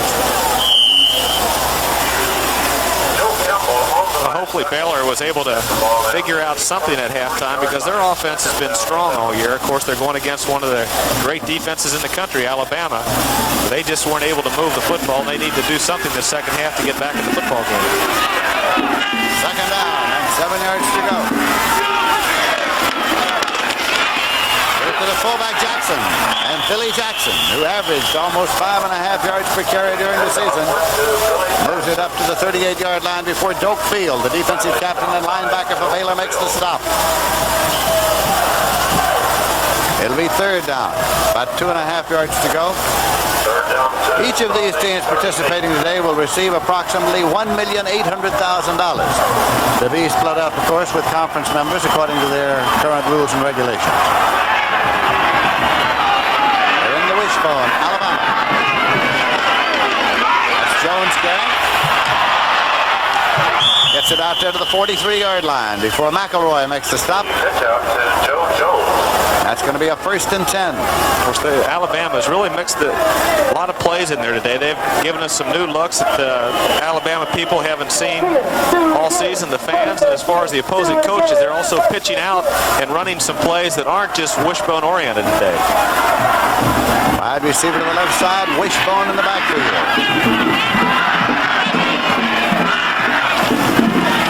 Dennis Jackson, I beg your pardon, it is Collins. Collins had replaced Jackson at full, and he carried on the play. Doak Field in to make the tackle. Got it to the 48-yard line. Picked up about 5 on the play to make it 2nd and 5. Jones comes out of the ball game, and Patrick comes in now at left halfback. Billy Jackson comes back in at fullback for the Alabama Crimson Tide. Bear Bryant was on the 1934 Rose Bowl team. They played New Year's Day at 35 in Pasadena at Alabama as an undergraduate. Jacobs to the 49-yard line. Gain of a yard, Lester Ward in the make the tackle. It's going to be 3rd down and 4 yards to go. That's a good job by Lester Ward. Baylor's splitting out their ends. McCrary and Benson are out wide. The linebackers are inside, and the linebackers are responsible for the option coming back inside. The ends are out there to contain along with the defensive halfbacks, and the linebackers are doing an excellent job for Baylor, as they've done all year. 3rd down play coming now for the Tide. Wide receiver to the left side. Jacobs. Late pitch, taken by Patrick. Mini Patrick stopped by Van McElroy. McElroy got him short of the first down, barely. He got over there a little bit late, but knocked him out of bounds about a half a foot short. They want to leave it right Here's there. the play, the fake to Jackson. Here's Jacobs getting outside. McElroy's coming. He'll get into the picture, but the pitch is late, and McElroy gets in there just about in time to get him out of bounds. Short. It is short, and the punting unit has come on. Woody Humphreys in to do the punting. And Gerald McNeil has dropped back to field it for Baylor. The huddle is being reconvened now as they get the ball properly spotted. The officials taking a moment to do that as you see McNeil. Baylor Bears' first bowl game was 1949, the Dixie Bowl in Birmingham, in which they beat Wake Forest, and their coach was Bob Woodruff, and their quarterback was Adrian Burke. Now they shifted to deep punt formation, and that's since McNeil scurrying back. McNeil on the fly up to 20, and up to the 23, 24-yard line. That's a gutsy play, but McNeil, he did take that ball on the fly, and he was going full speed himself. It's going to be spotted at the 23-yard line. Now, the question is, early in the third quarter, we should find out whether or not the Baylor Bears are going to be able to move the ball against the defense of the Alabama Crimson Tide, something they could not do in the first half. Alabama leading 13-2.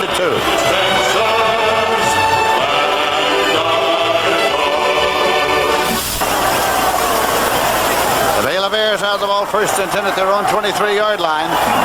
Trailing in the ball game, Alabama leading 13-2. Abercrombie's in the left set, Gentry's in the right set. Abercrombie did not have a yard rushing in the first half. Gentry popped immediately by the Alabama defender.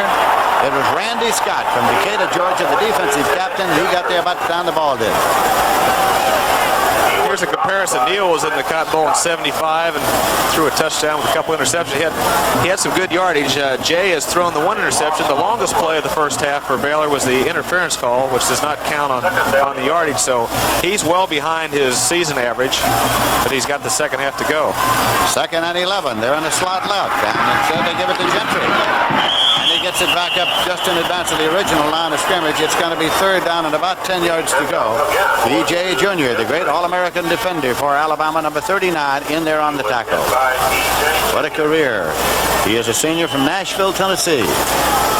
He's also quite a student. He's in the engineering school over at Alabama, Lindsay, and not only a fine football player, he's a well-educated and bright young man also. Third down play for the Baylor Bears.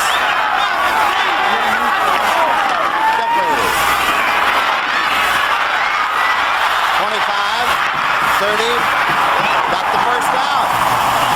Got the first and 10, and as he bumped up, Byron Braggs finally brought him down. Jay Jeffrey, a junior from Shawnee Mission, Kansas. I think he's pumped up a little bit. He's also mad at himself for tripping there at the end. He was kind of waiting to get tackled, and never really was tackled. He was kind of tripped up. Here he is. He's looking to throw the ball. It looked like a draw, but it wasn't. He had people downfield, and receivers downfield, not blocking, so he decided to run the football. Andy Scott coming on the tackle.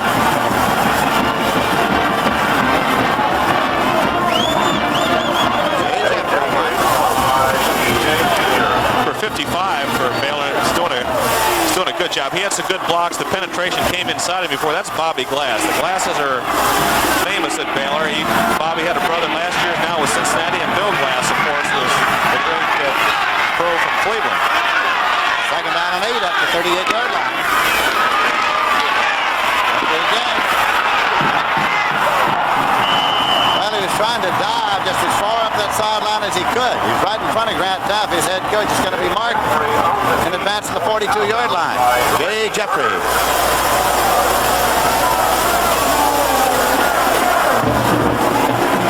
Bobby's been around Baylor a few years. He had an infection in his hip that kind of even ate through the hip and didn't even know if he was going to be able to play football or even walk straight again. He came around last year, so this is his first full season, and he's a starting right tackle for Baylor. This is Abercrombie cutting back to the inside and struggling for the first down sticks. Byron Braggs of Montgomery is on the stop. Now they check for the possible first down. He may have got it. going to bring out the chain. It looks as though he may have picked it up. 9 minutes, 20 seconds left to play in the third quarter. Alabama still leading 13-2. He's got a good shot of Walter. He's saying to himself, where are these guys coming from? First down. First and 10. You know, Grant Teff mentioned that he was really worried about the penetration from the linebackers of Alabama and the stunts in the defensive line. And stunts are just change-ups. People just don't run straight ahead. They change up, they loop, they do different little games in there. And Alabama has really penetrated that Baylor offensive line. Penalty marker is thrown. The handoff goes to Abercrombie. It's a whistle which stops play. The whistle stops play before the snap if you hear it. Before the ball was snapped. Abercrombie during the regular season rushed for 1,187 yards, averaged 5.2 per carry, had 10 touchdowns, but he has been unable to go against the Alabama defense here today. Illegal procedure against Baylor. Procedure penalty against the Baylor Bears.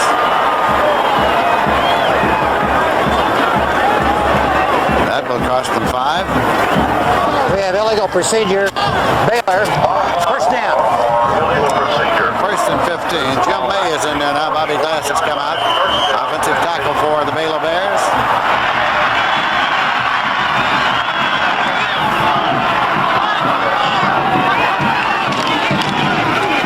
Jeffrey, but popped right there by Warren Lyle. The ball carrier.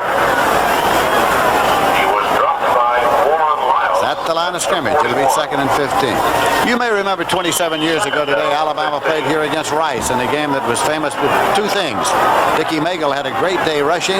Dickie Megal was tackled by Tommy Lewis, who came off the Alabama bench. Dickie Megal is here this afternoon. He was inducted yesterday into the Texas Sports Hall of Fame. The long pass from Jeffrey. And it is picked off. A penalty marker is thrown. Castile has the ball, returning it for Alabama. Intended for Fisher, and there's a marker downfield. They're going to get Ricky Tucker for pushing. Number 18 for Alabama. This time, Jeffrey has great protection here. There's no one really close to him, so he winds up and fires, but the pass defense is very good. The receiver right there by Tucker pushes him. He just kind of lost his balance and ran into Fisher. Baylor decline.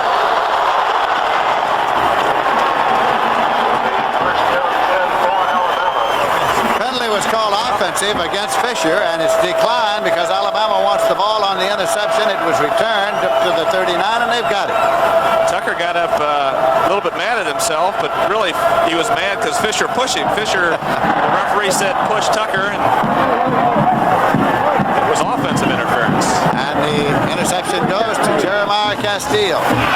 Grant Teff wasn't too happy about it all.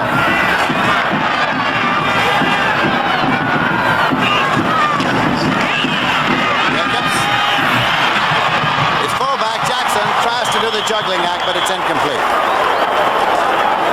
Don't field.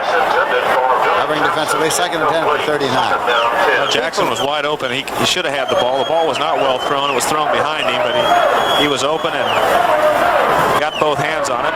Jacobs would like to throw it again, and I think Jackson would like to try to catch that one again. Completed that pattern for a sizable gain in the first quarter. Mallard is in there now, a wide receiver. There's a quick pitch, and it's to Ben Orcutt. Orcutt took it, and Benson made the tackle. Bear Bryant shuttling ball players in here in the third quarter. Something he's done all year. The 41-yard line. Third down and 8 yards to go. People through the years have asked why on the telecast we did not play back the instant replay of the videotape of the tackle of Dickie Megal by Tommy Lewis. 2 reasons. Instant replay had not been invented, and neither had videotape. Now the draw to the halfback. Taken by Orcutt. Orcutt is at the 44-yard line. That is not enough. The punting unit comes on. Tommy Tabor made the tackle. Humphrey comes in to do the punting now for Alabama. And that sends McNeil back deep to field it for the Baylor Bears. 7 minutes left to play in the third quarter. Alabama's leading 13-2.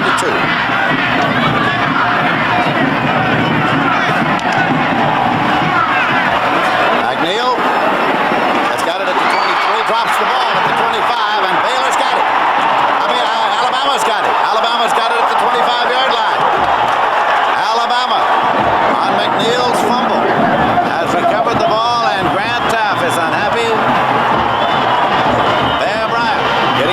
defensive unit onto the field. And Alabama, I believe, is taking a timeout.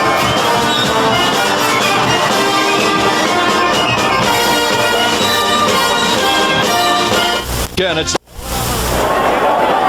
the Alabama recovery was made by Dan Holcomb, who is the snapper in punt formation. He got downfield to recover at the 25-yard line. There's a new quarterback in the ballgame for Alabama, Alan Gray. And warming up along the sideline for Baylor is quarterback David Mangum, who may be in there at the next Baylor possession. Gray, his first play of the day, third quarterback to play for Alabama. Loosen up and in to the right side, wide receivers left and right. Gray has the ball. Gray still has the ball, and he is at the 23-yard line. He's stopped by Joe Campbell and Charles Benson. Second down and 8 yards to go. Ogilvy's in there at a halfback. Joe Carter's in there at the other. Here comes Tim Clark in. At a wide receiver.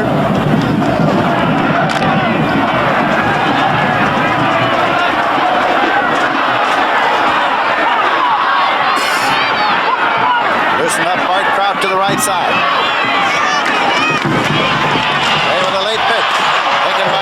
And Carter is stopped short of the 20-yard line. The pitch out was to Joe Carter.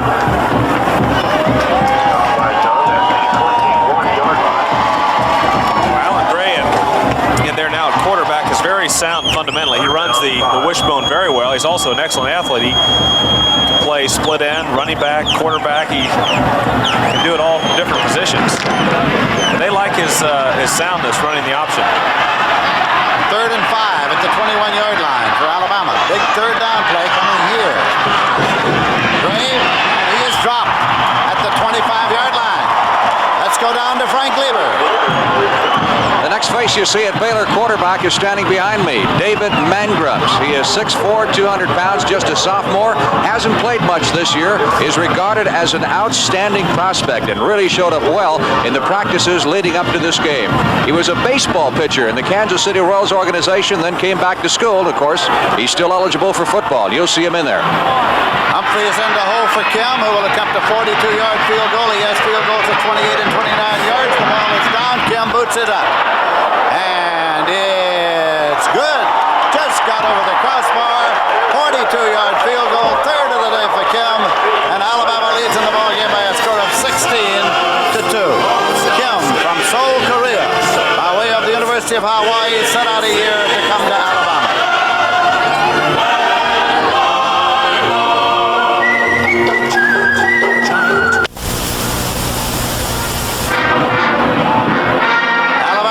By a score of 16-2, and they will kick off now. It'll be Tim Clark, number 80, to kick it off. McNeil is center deep, flanked by Philip Ward and Fred Hall for the Baylor Bears. We have 4 minutes 57 seconds remaining to be played in the third quarter. McNeil chases it over, and it is fielded instead by Philip Ward. Philip Ward across the 20. He's at the 24-yard line, brought down by Mike Clements. First and 10 now for the Baylor Bears, and they have a new quarterback as David Mangrum, a sophomore, has come in to quarterback them. Baylor's really had their difficulties, Lindsay, to say the least. And it's been based on a very aggressive Alabama defense. They play the three-man front. They have two ends that are standing up. They have the five-man rush. They've been rushing the passer. They've been rushing the run. They've shut down Baylor's run. I think it's upset Baylor. Mangrum carrying the ball. He dives out to the 31-yard line. Picked up about 7 on the play. 2nd and 3. Here is David Mangrum, the quarterback in the ballgame now, 6'4", 200-pounder. And as Frank Lieber explained a moment ago, former baseball pitcher. Has the good arm. He can throw the ball. They shut down Baylor's run. Baylor's been running 300 yards a game, and they've shut it down. And if you don't get that running game going at least halfway decently, the passing game isn't going to work. And Alabama has taken away the passing. They also created 5 turnovers, and Baylor just hasn't got into the game offensively. Mangrum's going to run it again. He's been in 2 plays. He's kept it both times. Gary De Niro in to make the tackle. Out at the 33-yard line. Gary De Niro. It'll be 3rd down and a long yard. 1.5 yards or 2.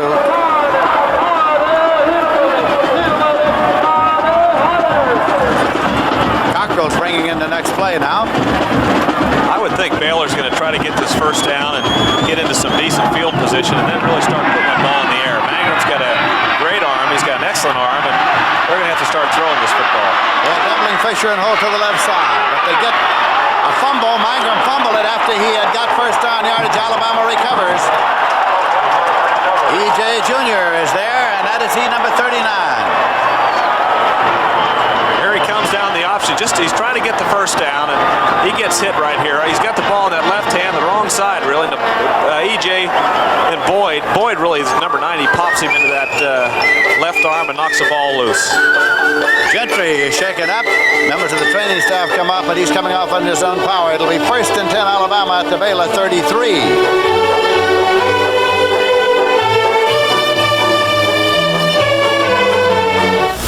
On the incredible Carter, Patrick, and Collins are the running backs in there for Don Jacobs, the quarterback for Alabama. There you see the turnovers. 1st and 10 Alabama at the Baylor 33-yard line. Alabama leading 16-2.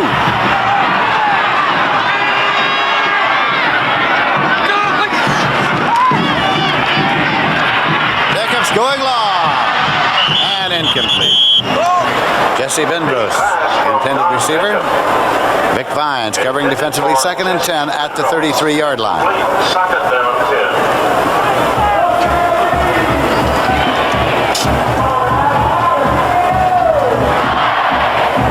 Crimson Tide of Alabama said that coming into this ball game, of course, they were playing for pride and fun because of the fact that they were not playing for a national championship in this particular bowl appearance. The whole second team in there now, with the exception of quarterback Jacobs, who started. That's for Alabama. Patrick keeps spinning and gets down to the 26-yard line. Finds again on the tackle. I think this Lenny Patrick's going to be quite a football player. He's got good speed, you know that, but he hits in there right here. He is popped and he spins. He keeps his feet. He's twisting around, and he's got Tabor had hit him, but he bounces off of a big tackle and puts that head down and gets a few more yards. He not only has some speed, but he's got some courage also. Joe Carter goes out of the ball game. Major Ogilvie comes in at the right half spot for Alabama. Ogilvie's got the ball.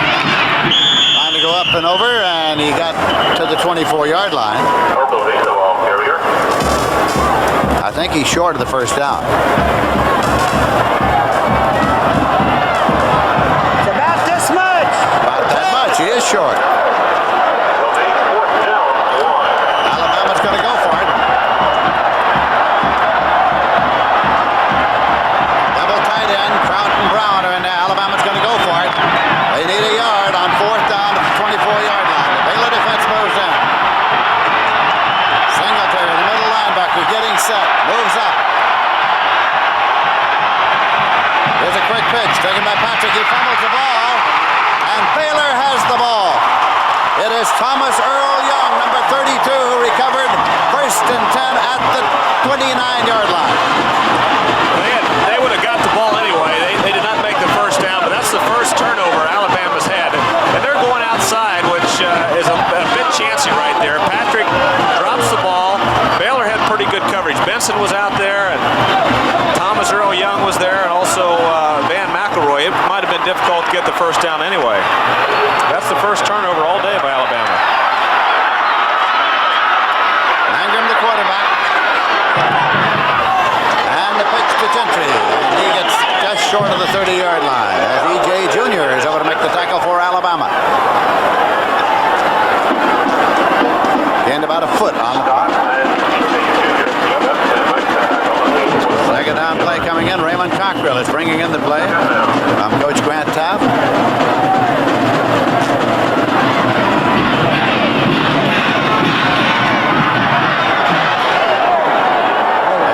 Receivers to the right side. That's Fisher and Radar Holt. But instead, the whistle stops play. Whistle stops play. Abercrombie got the ball. Illegal procedure. Movement on the Baylor line. 5-yard penalty. All right, Vance Carlson, the referee.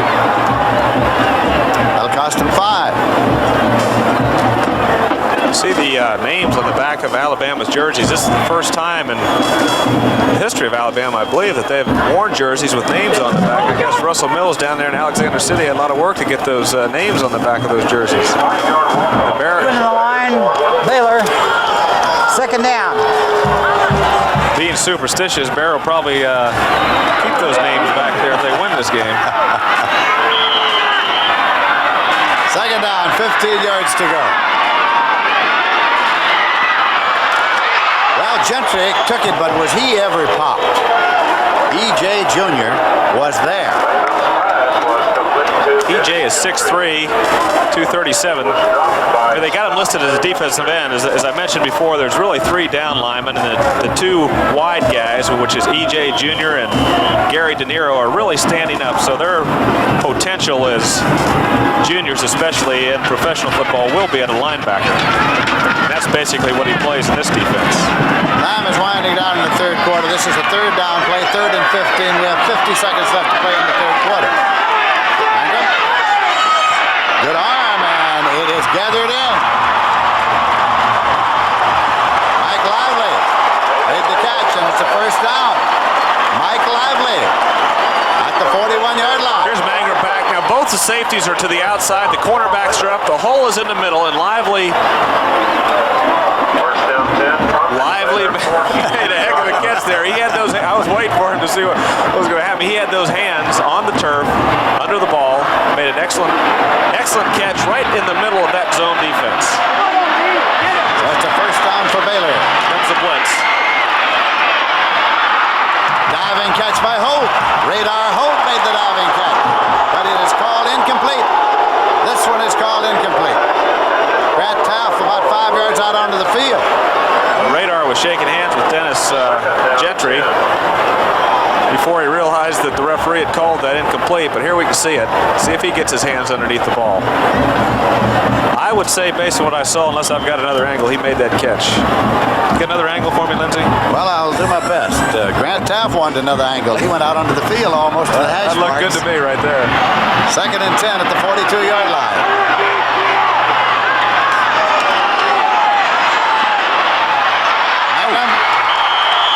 That's the end of the line. Warren Lyles. Our man Lyles again. Probably was a good call by the referee. Time has run out in the third period. We'll be back with more of the 45th Cotton Bowl Classic after this word from your local station. Thanks for that other replay.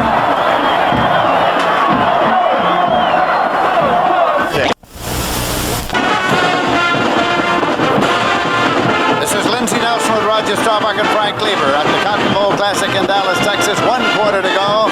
Alabama leading Baylor 16-2. These two teams played each other last year in the regular season. At the end of 3 quarters, Alabama was leading 17-0.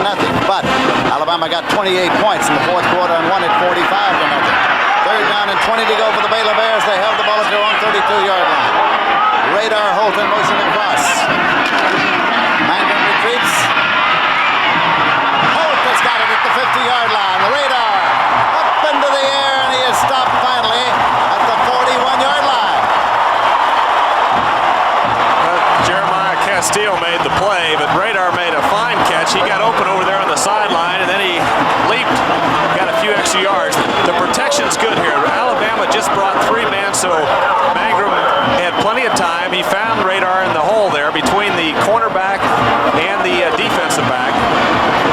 Number 18, Ricky Tucker, was back deep, and underneath was Mike Clements, and Radar got in the middle there and made an excellent play, and a big play for Baylor. They got the first down, and they're on the move. And a slot right. It's Radar holding the slot for Mangrum, the quarterback. That's Radar in motion coming across. Time call by the quarterback, Mangrum. Now, as a quarterback, what happens in a case like that, Raj? What do you do? See something or what? Well, he had a motion play, so evidently the formation was incorrect based on the play he had. And so, when play is resumed, they'll try it again. Alabama leading by a score of 16-2. Lone Star State of Texas. Baylor 1st and 10. Again, Roger, what happened on the last play when the quarterback called time? Well, either he was thirsty, Lindsey, or the formation. I think they had the wrong formation for the play. 1st and 10 at the 41-yard line. Radar Holt in motion across. Taken by Mangrum. Late pitch. Gentry gets it, but look at all the white didn't especially want it there. Wilcox was the first to get to him.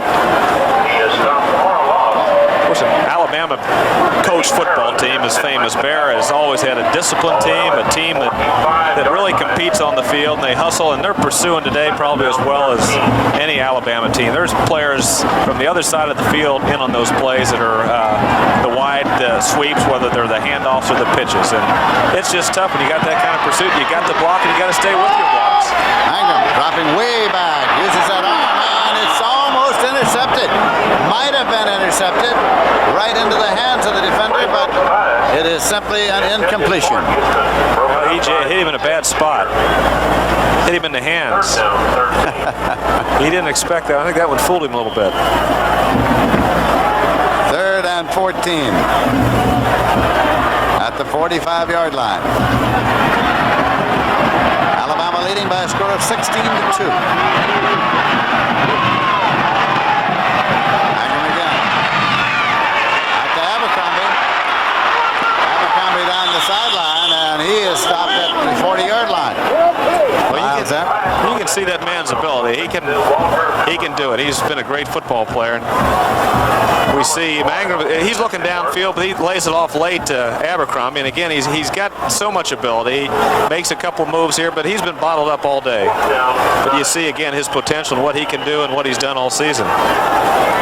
4th down and 9 yards to go. The ball at the 40-yard line. So Ron Stowe, the sophomore from Houston, drops back into deep punt formation. Alabama really hasn't dropped anybody very deep. Thinking that they might kick it. Reno run back, and it's going out of bounds. It'll be marked at the 12-yard line, 1st and 10. So that is where Alabama starts. 1st and 10. They have the ball at their own 12-yard line as they lead in the ball game, trying to get here this afternoon. Their first win under Bear Bryant at the Cotton Bowl.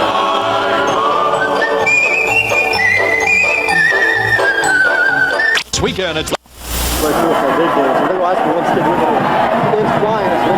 Bears along the sideline as Alabama has the ball 1st and 10. Essentially the starting unit is back in there for Alabama now. Don Jacobs is the quarterback. Jackson is the fullback. Jones is the left half. Ogilvy's the right half. Jacobs out the right flat. Taken by Jones out there. Joe Jones. Dope field. And to make the tackle, the 3 field goals by Alabama today ties the Cotton Bowl record. Of course, there are all sorts of records that go into the book. Roger Staubach holds the record for most passes completed. That's the 1964 game, 21. Maybe against Texas. Longest run of an intercepted pass in Cotton Bowl history, 47 yards. 1948 by Colorado back named Whistle White, who is now Justice of the United States Supreme Court. That's Major Ogilvy carrying, and he gets it out to the 11, 12-yard line. Tabor coming in to make the tackle. Make that the 16-yard line. This is a big series for Baylor, and Alabama knows it. That's what they came out throwing the football, and they weren't conservative on that first play and got nothing out of it. So the second play, they've got 4 yards. This is a big 3rd down. Baylor's got to get the ball back in good field position if they want to get into this football game. They really haven't been into it other than the very beginning. 3rd down and 6 yards to go.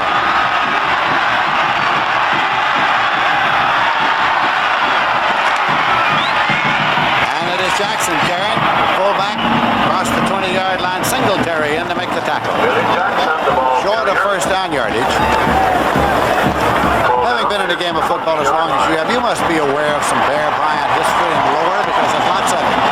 All of these coaches have a reputation for being players' coaches, and Bear Bryant, of course, I know Gene Stallings with the Cowboys and Leroy Noe, and he really is a players' coach. When they had a situation, here's the punt. It's going to be a nice one. It's going to be long. And McNeil's got it from Humphrey, and McNeil is returning it, and he gets it up to the 44-yard line. Continue. Well, Bear was involved with Pat Trammell, the great Alabama quarterback who died. He had cancer surgery in New York. Bear was by his side, and he was at A&M. Jack Pardee had an important critical surgery out in the West Coast, and Bear was there. And we have a young man here, Billy Ogletree, that tore up his knee in training and preseason for Alabama, and he's a walk-on. Bear's been in touch with Billy constantly. He's a player's coach. He doesn't care. They respect him, and that's you can fool a lot of people on the outside, but you can't fool the guys you work with. And Bear's got all the respect in the world from his players. Break it up the middle and get it up there to the 49-yard line. Was to Abercrombie. It was Abercrombie carrying. Eddie Lowen to make the tackle. Picked up by Eddie Lowe at the 49. Second down, 5. It'll be second down and 5 yards to go at the 49. I'd say, believe it or not, that's probably Abercrombie's longest run of the day. The same thought I which just is had. amazing. Abercrombie, who had such a great season. So did Gentry, for that matter. They've been unable to run against the Alabama defense. That's Abercrombie again. He gets to the 48-yard line that time. Abercrombie again on the carry. Got about 3, so it'll be third down and 2 yards to go. Eddie Lowe in to make the tackle. To look through the cage.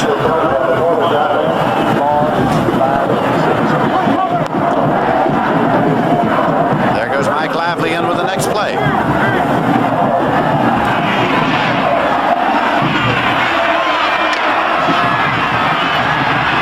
Wide receivers left and right. Fisher to the right side. Radar Holt to the left side for quarterback Manger. He's trying to wedge him out and get the first down. He got it. It is a Baylor first down as the 200-pound quarterback, David Mangrum, simply wedged him out. I would think that's the first series where Baylor's run 3 rushing plays and got the first down this whole game. And Baylor, during the season, averaged almost 300 yards on the ground. Of course, Alabama has been right at the top against the rush as well as the pass. They're a top defensive team, and really they've outmanned Baylor today, offense versus defense. Mangrum now unleashes that arm, and Gentry dives for it. It's incomplete. Dennis Gentry, the intended receiver. Mangrum pass intended for Robbie Jones covering defensively, second and 10. Baylor Bears know that they trail by 14 points, which means you've got to take that ball all the way to the end zone twice. Yes, it looked me back and fire, and I got it. Sam Houston is running the next play. Well, they've got good field position. They're on the 44-yard line. They need to take advantage of this series. Fisher to the right side. Radar Holt short left. A motion across for Radar Holt. It's a blitz. No one's blocking that blitz right there. Nobody. Gary De Niro in and dropped him at the 50-yard line. When you stun in the middle there and you bring someone inside, that center is responsible for the nose guard, so one of the guards has got to be free and has to pull out and get the blitz, and no one was out there. He just ran free, De Niro, so there had to be a missed assignment there. Third and 16 at the 50-yard line. Usually the center gets out and helps, but with a man over the center, Lyles, that's one of the guards has to take on the responsibility of picking up the blitz to the outside. There was a time when Bear Bryant had a reputation of having trouble in bowl games. Alabama came in here having won 5 in a row. Intercepted on the deflection by Harris, and Jim Bob Harris returns it. And so Alabama gets the ball as a marker dropped on the far side. The ball is spotted at the 43-yard line. Jim Bob Harris. The return to the 43-yard line. Lively, the man for whom it was intended. On the deflection, Jim Bob Harris intercepted it. I've got a clip on 57 during the run back. Got live ball dead ball. We have flipping on a run back, Alabama. We have dead ball, personal foul, Baylor. So we're going to go this way, and then we're going to come back. Well, that's exercise for Vance Carlson, the referee. Let's go quickly. Come on, quickly. 5, 10. We're going to go right back, guys. So, all right, here. Okay, we're going to have 2 fouls. That's a live ball foul, clipping on Alabama. Now we have dead ball foul, Baylor, the other way. Okay, bring it back. I don't know that I ever saw it done exactly this way before. I wonder why they just didn't keep it there. Evidently, the clip was at the exact spot where the dead ball foul was, because usually the clip first down. Usually the clip is taken from the spot, so it was maybe a coincidence. They followed the rule book all the way. Huh? In any case, Alabama has the ball. They have the lead by a score of 16-2. We have 9 minutes 44 seconds left to play. It is first and 10 for the Crimson Tide. They have the ball at their own 43-yard line. Wide receivers left and right now. That's Major Ogilvie. And he gets it out there to the 45-yard line. play. First and 10. Here's the play. The fake inside to Jackson. It's the basic option. It's pitched quick to Ogilvie. Let him get outside. He's got a lead blocker out in front of him. Joe Jones does a good job. And when you run this wishbone, these outside halfbacks have got the block, and they've got good ones. They've got Jones. They've got Ogilvie that block for each other.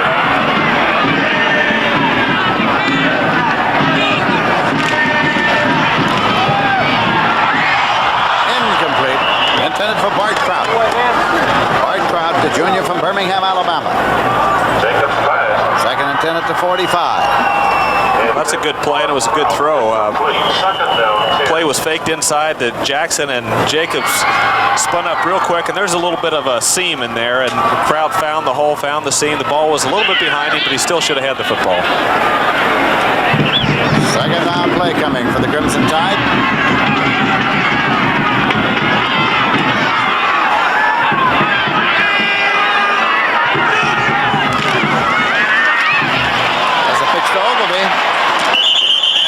Goes out of bounds at the 44-yard line, run out by Max McGarry. Out of bounds near the 40. End of a yard makes it third down and 9. By McGarry. Baylor's been in some tough games this year. They were losing to SMU 21-0. They came back and beat them. And today, though, they just have not shown a spark in offense to go against this Alabama defense. So you've got to say they need a break of some kind to get back in this game. Jacobs, back and looking. And running. And throwing. And it's complete. Taken by Larry Brown. Larry Brown down to the 24-yard line. Doak Field made the tackle. I talked to Bear Bryant yesterday about the losses here in the Cotton Bowl, and he felt he was just out-coached. I've been in this bowl 3 times, and we won one game at Kentucky, and but the 2 times I brought Alabama teams in here, I think I had the best team, and I think I got out-coached. First and 10 at the 24-yard line. Quarterback still has the ball. Don Jacobs gets it down to the 22-yard line. Lester Ward made the tackle. I would say about that quote that I've known Bear for about 40 years. And every time he ever lost a football game, he said he was out-coached. That's sort of a characteristic. He takes the blame for it. Second down and 8 yards to go, and the ball is at the 22-yard line.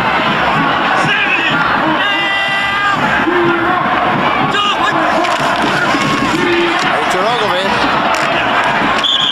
It'll be marked at the 19-yard line. Lester Ward made the tackle. Third down and 5 yards to go. There's Grant. Grant really prepared getting in this game. They worked behind closed doors this week, and they worked in pads more than they wanted to, just to prevent the things that are happening today, and that's the penetration from this great Alabama defense. So I know he'd like to see a big break right here. I mean, he's disturbed because they've had such a great year, and this Cotton Bowl meant a lot to him.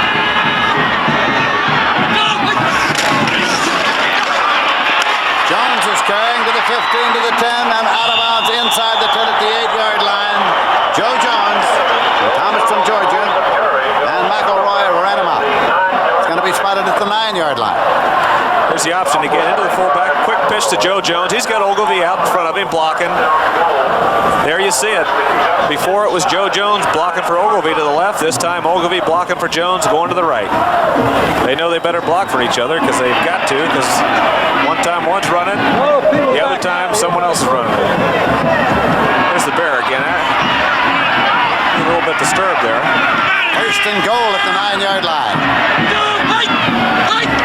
Over and back. No contact. Ogilvie. Major Ogilvie. Stopped just short of the goal line. Inches away. McElroy made the hit there. Major Ogilvie on the carry. It'll be second down and goal to go. This is an off-tackle play. This isn't really part of the wishbone. It's just an off-tackle play with Jackson, number 32, 33 leading. Of course, he's blocking on number 71 for Baylor, who's now in the game. Big Ruben Castillo, and he knocked Ruben back and gave Ogilvie the room to get to the 1-yard line.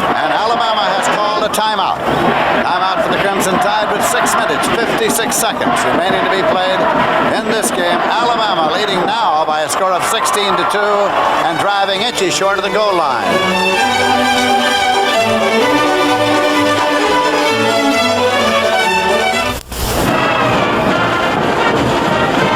Alabama with the ball, second and goal, inches short of the goal line. Crimson Tide leading 16-2, 6 minutes 56 seconds left to play in the 45th Cotton Bowl Classic.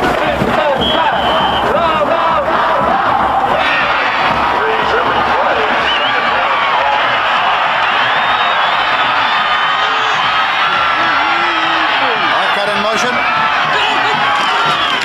Quarterback. Touchdown. Don Jacobs took it in. Don Jacobs, the quarterback, took it in over his right guard. Vince Cowell.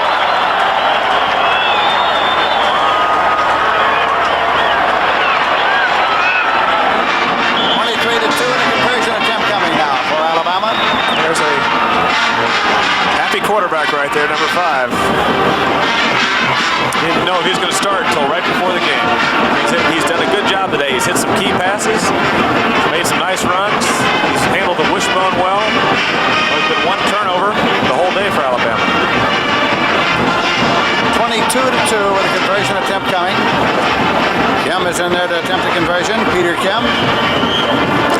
He had to pick an MVP for this game. Of course, it's not over yet, 6:54, but the Alabama defense, I guess, you have to give one big one to those guys. They have pursued, they have hustled, and they've just shut down a fine Baylor offense.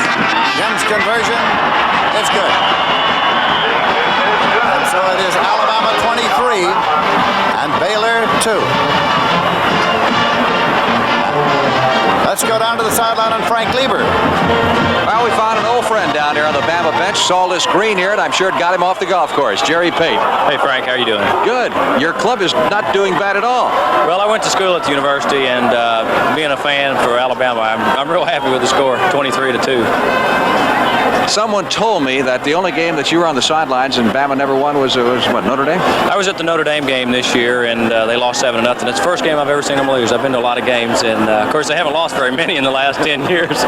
CBS, of course, begins its coverage of the PGA Tour in Phoenix. We're looking forward to seeing you there. I'll see you there. See you at the Bing Crosby, too. And the Bing Crosby as well. Right. You made any New Year's resolution? I know you didn't win a tournament last year, but you won so much money. I'd like to win the Masters, but, of course, that's I just like to win a golf tournament right off the start. We've looking forward to a good year. I think it's going to be good coverage from CBS, and can't wait to get started. How much do you work during the off season? I played a lot this fall. I went to Japan. I went to Brazil to the Brazilian Open. I played in the Mexican Open, and I played in England. So I've been gone all fall, and my wife's kind of glad I'm home. As you can see, here I am in Dallas. That's right. Here you are in Dallas. She came with me. All right, here we go. Don't forget PGA Golf Tour on CBS, beginning with the Phoenix Open January 25th. Tim Clark is teed it up to kick it off from the 40-yard line. Gerald McNeil is center deep for the Baylor Bears. Waiting for the referee's whistle. And there it is. Here comes Clark.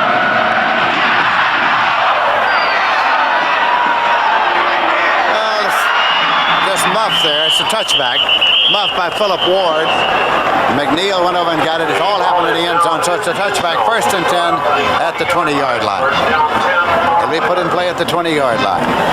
Of course, all week long, people around the hotel have been looking to get a glimpse of Bear Bryant, one of the legitimate sports heroes of America, a man who has been in the coaching business so long, some 37 years.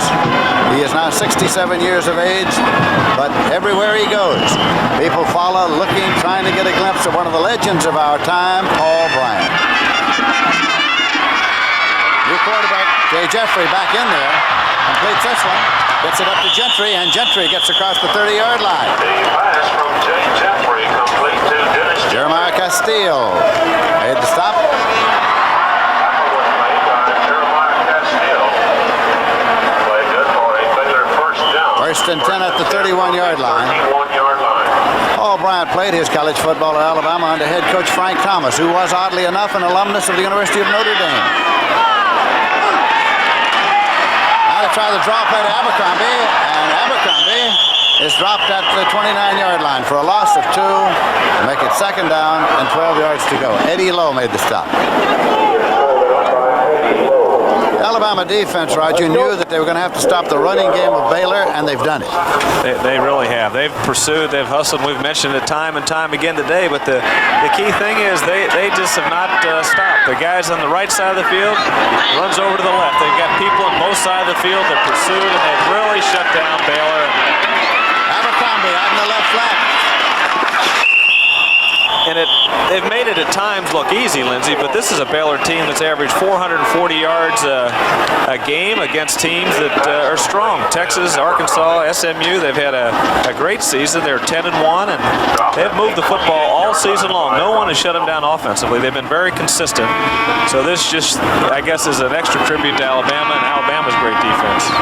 Robbie Jones made the last tackle. The pass completion was good for a loss of a yard. It's 3rd and 13 at the 28-yard line. Jeffrey fumbles the ball. Abercrombie's after it. Abercrombie's got it, but he is changing direction. Penalty mark is thrown into another stack behind the runner. He is up at about the 33-yard line. We got a Alabama player that's down. Alabama man is down. There is a marker thrown. 16-yard line. Clipping. Baylor at that spot. Okay, we have it in. A clipping penalty against the Baylor Bears. Of course, the games that Alabama have lost this year, they take the penalty. Lost 6-3 to Mississippi State, 7-0 to Notre Dame, so their defense hasn't given up much all year. Or it's 4th down right here. You want the 4th down? Okay, they decline. Bring it up. We have clipping. Baylor decline. 4th down. Warren Lyles was the man who was injured, but he's left under his own power. Apparently Lyles is all right. There it was. That's Lyles. He's all right. He's had a great day. Ron Stowe is in to do the punting now for Baylor. Jeremiah Castillo has dropped back. Castillo moves over and fields it at the 33-yard line, 35. Still being pushed back. Still on the return. It'll be taken now by Alabama, 1st and 10 with 4 minutes 43 seconds left to play in the Cotton Bowl game. It's spotted at the 33-yard line. Operating from their own 34-yard line. You know, one of the disappointments that Grant is experiencing right now, when I talked to him yesterday, he mentioned that they had come to the Cotton Bowl in '75 and they were just happy to be here. This time they came to win, and of course this makes it even a bigger disappointment because they had the opportunity to really have a season above and beyond any speculation early in the year. Even though it's been a great season, the Cotton Bowl would have been the icing on the cake. Mitch Ferguson carried the ball. It's a whole new group in there now for Alabama. The quarterback is Alan Gray, and Mitch Ferguson was the fullback who carried. I have 6 fullbacks on my depth chart. It's going to be second down. 9 yards to go. Ball's at the 35-yard line.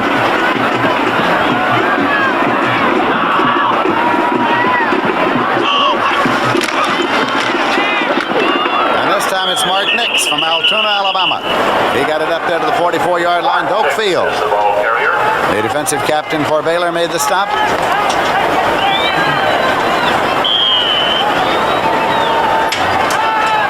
Third down and 5 yards to go at the 39-yard line.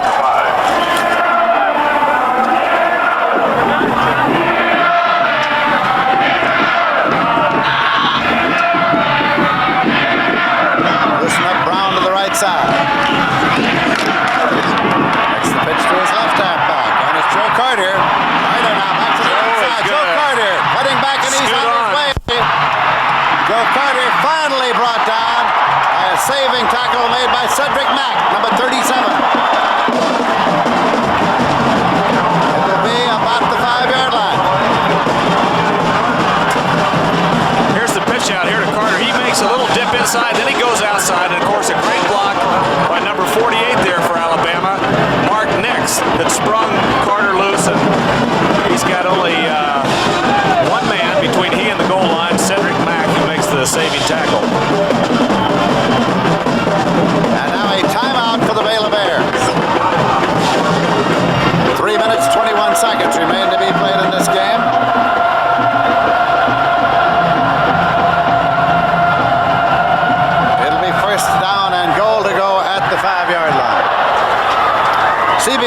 gives a special thanks to John Scoville, President, Jim Brock, Executive Vice President, Bob Halford, Director of Press Relations, and Phil Scoville, Team Selection Chairman of the Cotton Bowl Association, our hardworking friends. And we appreciate all of their help and hospitality during our stay here in Dallas, Texas. Our thanks also to the coaches and the officials of both teams, University of Alabama, Baylor University, for their help and assistance in our preparation of this telecast for CBS. Alabama is leading by a score of 23-2. Look at the yards rushing for the ball game here this afternoon. Well, Alabama is still under their season average by only 60 yards, where Baylor's under their season average by almost 250 yards. We want to offer our thanks to Coach Paul Bear Bryant and his staff of Alabama, the Assistant Athletic Director Charlie Thornton, and Sports Information Director Jack Perry, to Coach Grant Taff and his Baylor staff, and Sports Information Director Mike Scott. First down, goal to go at the 5-yard line. Quick pitch. And it is Carter who is cut off at the pass on the far side. Mark Nix, I beg your pardon. 48. Cedric Mack made the stop. Cedric Mack really popped him too, Lindsey. He really made the saving tackle at the 5 and continued on into that play also and made a heck of a stop on the 5-yard line for no gain. Second down, goal to go at the 5-yard line. Ben Orcutt's in at the left halfback now.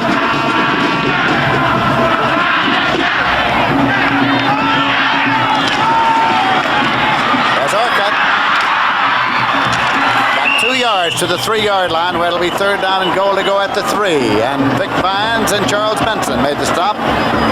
2.5 minutes left to play in this Cotton Bowl game. Baylor has played tough all year. Alabama has also, but Alabama had a psychological letdown. They were number 1 about 8 weeks in a row. They lost Mississippi State. They lost to Notre Dame, and there was a great letdown. That letdown has been resurrected today. Alabama has gone after Baylor today, and the score indicates the type of game it's been. Gibson and Singletary has come out for Baylor. And now it's to the 2-yard line with Alan Gray carrying. Gary in to make the tackle. Fourth down coming up. There's the pit. He probably should have pitched that right there. He tries to get back in against the green, and there's just too many green shirts inside. There was a good chance to go outside to Nix on the pitch. Joey Jones races on with the fourth down play. A minute and a half remaining. Alabama leading 23-2. Fourth down and goal to go.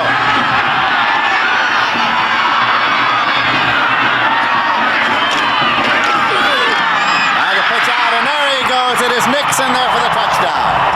Fake to the fullback, gave it to Mark Nix, and he took it in unmolested, as we say.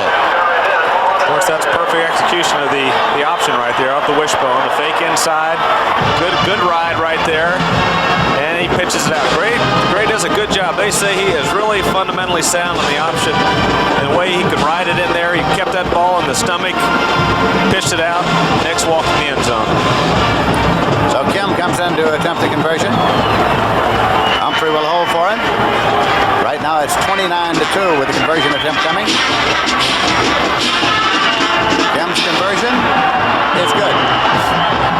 So Alabama leads by a score of 30-2 with 1 minute 16 seconds left to play in this game.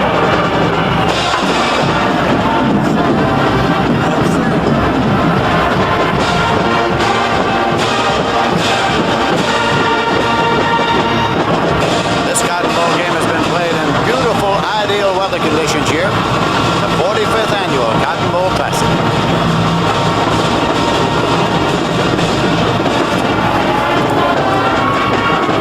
Tomorrow we've got more great College Bowl action at 3 p.m. Eastern. CBS Sports will bring you the Peach Bowl from Atlanta. The Miami Hurricanes, coming off a tough 1980 schedule that included 6 opponents that won bowl invitations this year, take on Virginia Tech, led by quarterback Steve Casey. The two schools have met 5 times. This should be an exciting continuation of the rivalry. So be here tomorrow for the Peach Bowl, 3 p.m. Eastern on CBS Sports. McNeil checking now. He's the deep man. He's checking over there on the far side of the field with teammate Philip Ward on what they'll do with the ball in the air. Tim Clark will kick it off for Alabama.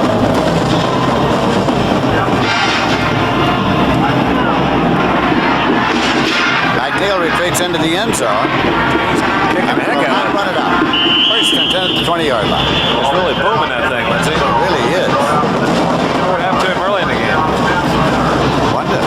He's kicking from this far hash over here, which is smart, instead of the middle of the field, trying to kicking it down in the corner so they don't get a run back, but he's popping the thing in the end zone. Baylor first and 10 at their own 20-yard line with Alabama leading 30-2.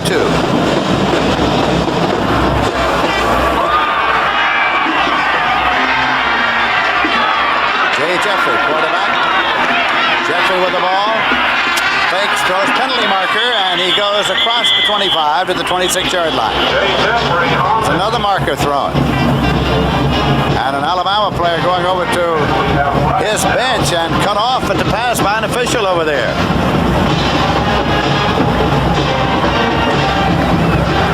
Too many men on the field, perhaps.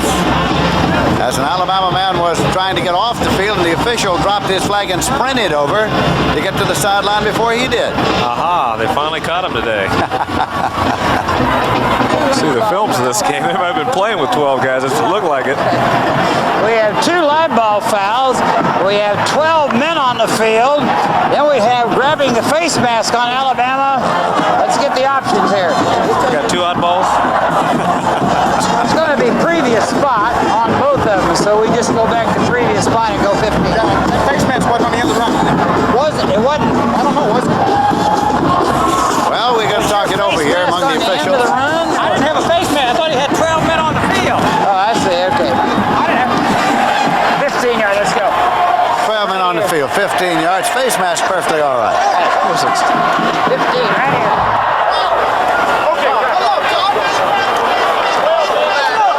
We have 12 men on the field, Alabama.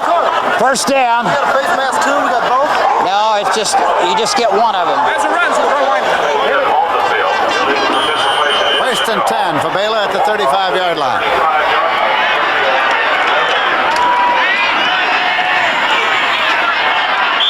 Well, it's intended up there for Radar Holt. Jeffrey throwing up the sideline.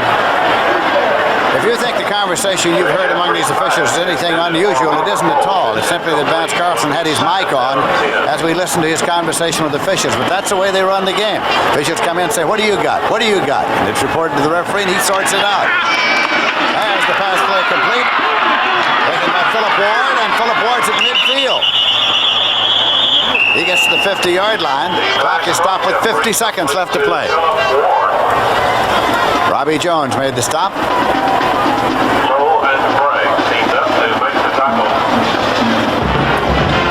That's the official time remaining in the 45th Annual Cotton Bowl Classic. Jay Jeffrey with the ball rolling and looking. And the catch is made. And Radar Holt is stopped at the 45-yard line. Perrin on the tackle. Well, Alabama, of course, is in a prevent. They've got 3 lines. Right at the line of scrimmage, a middle line, and then they've got 3 guys back past the end zone. That is Fred Hall on the play up to the 34-yard line. Eddie Lowe made the stop. The clock is stopped now at 24 seconds as Baylor calls timeout to stop the clock.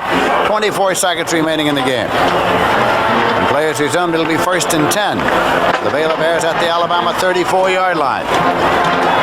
A victory here today will give Alabama 6 consecutive postseason bowl game victories. It will give Coach Paul Bryant his first victory in the Cotton Bowl as the Alabama coach. He had a victory here as far as Kentucky is concerned. 24 seconds remaining to be played in this game. There, Bryant along the sideline.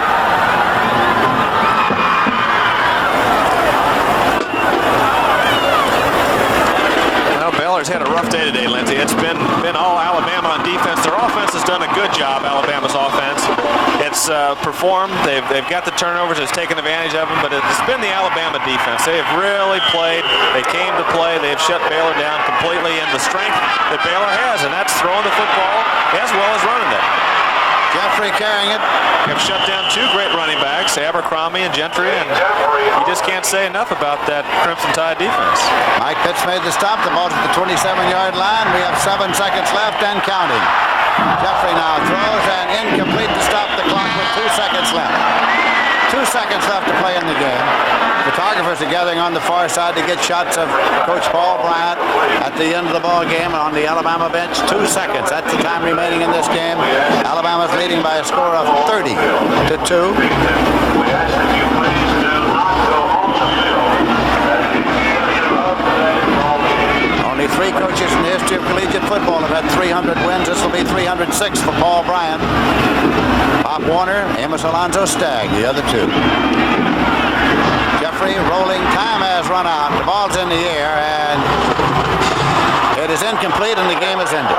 Batted down at the end line as the game ended, and Alabama has won the ball game by a final score of Alabama 30 and Baylor 2, and you can see Paul Bryant in the mass of media representatives and players and others out there as they come across. And so, for Roger Staubach and Frank Lieber, this is Lindsey Nelson saying so long from the 45th Cotton Bowl Classic in Dallas, Texas. Be sure to join us tomorrow at 3 p.m. Eastern for the Peach Bowl.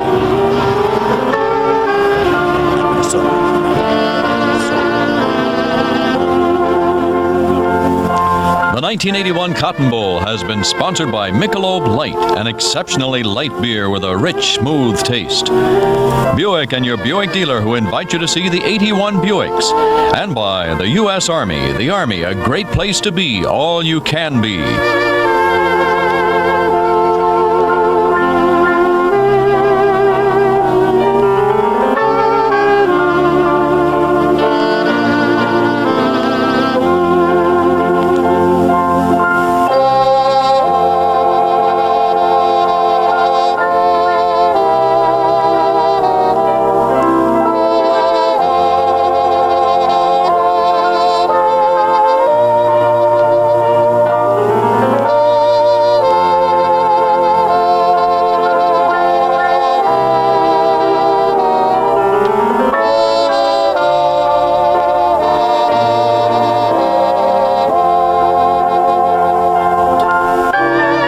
The 1981 Cotton Bowl has been a presentation of CBS Sports.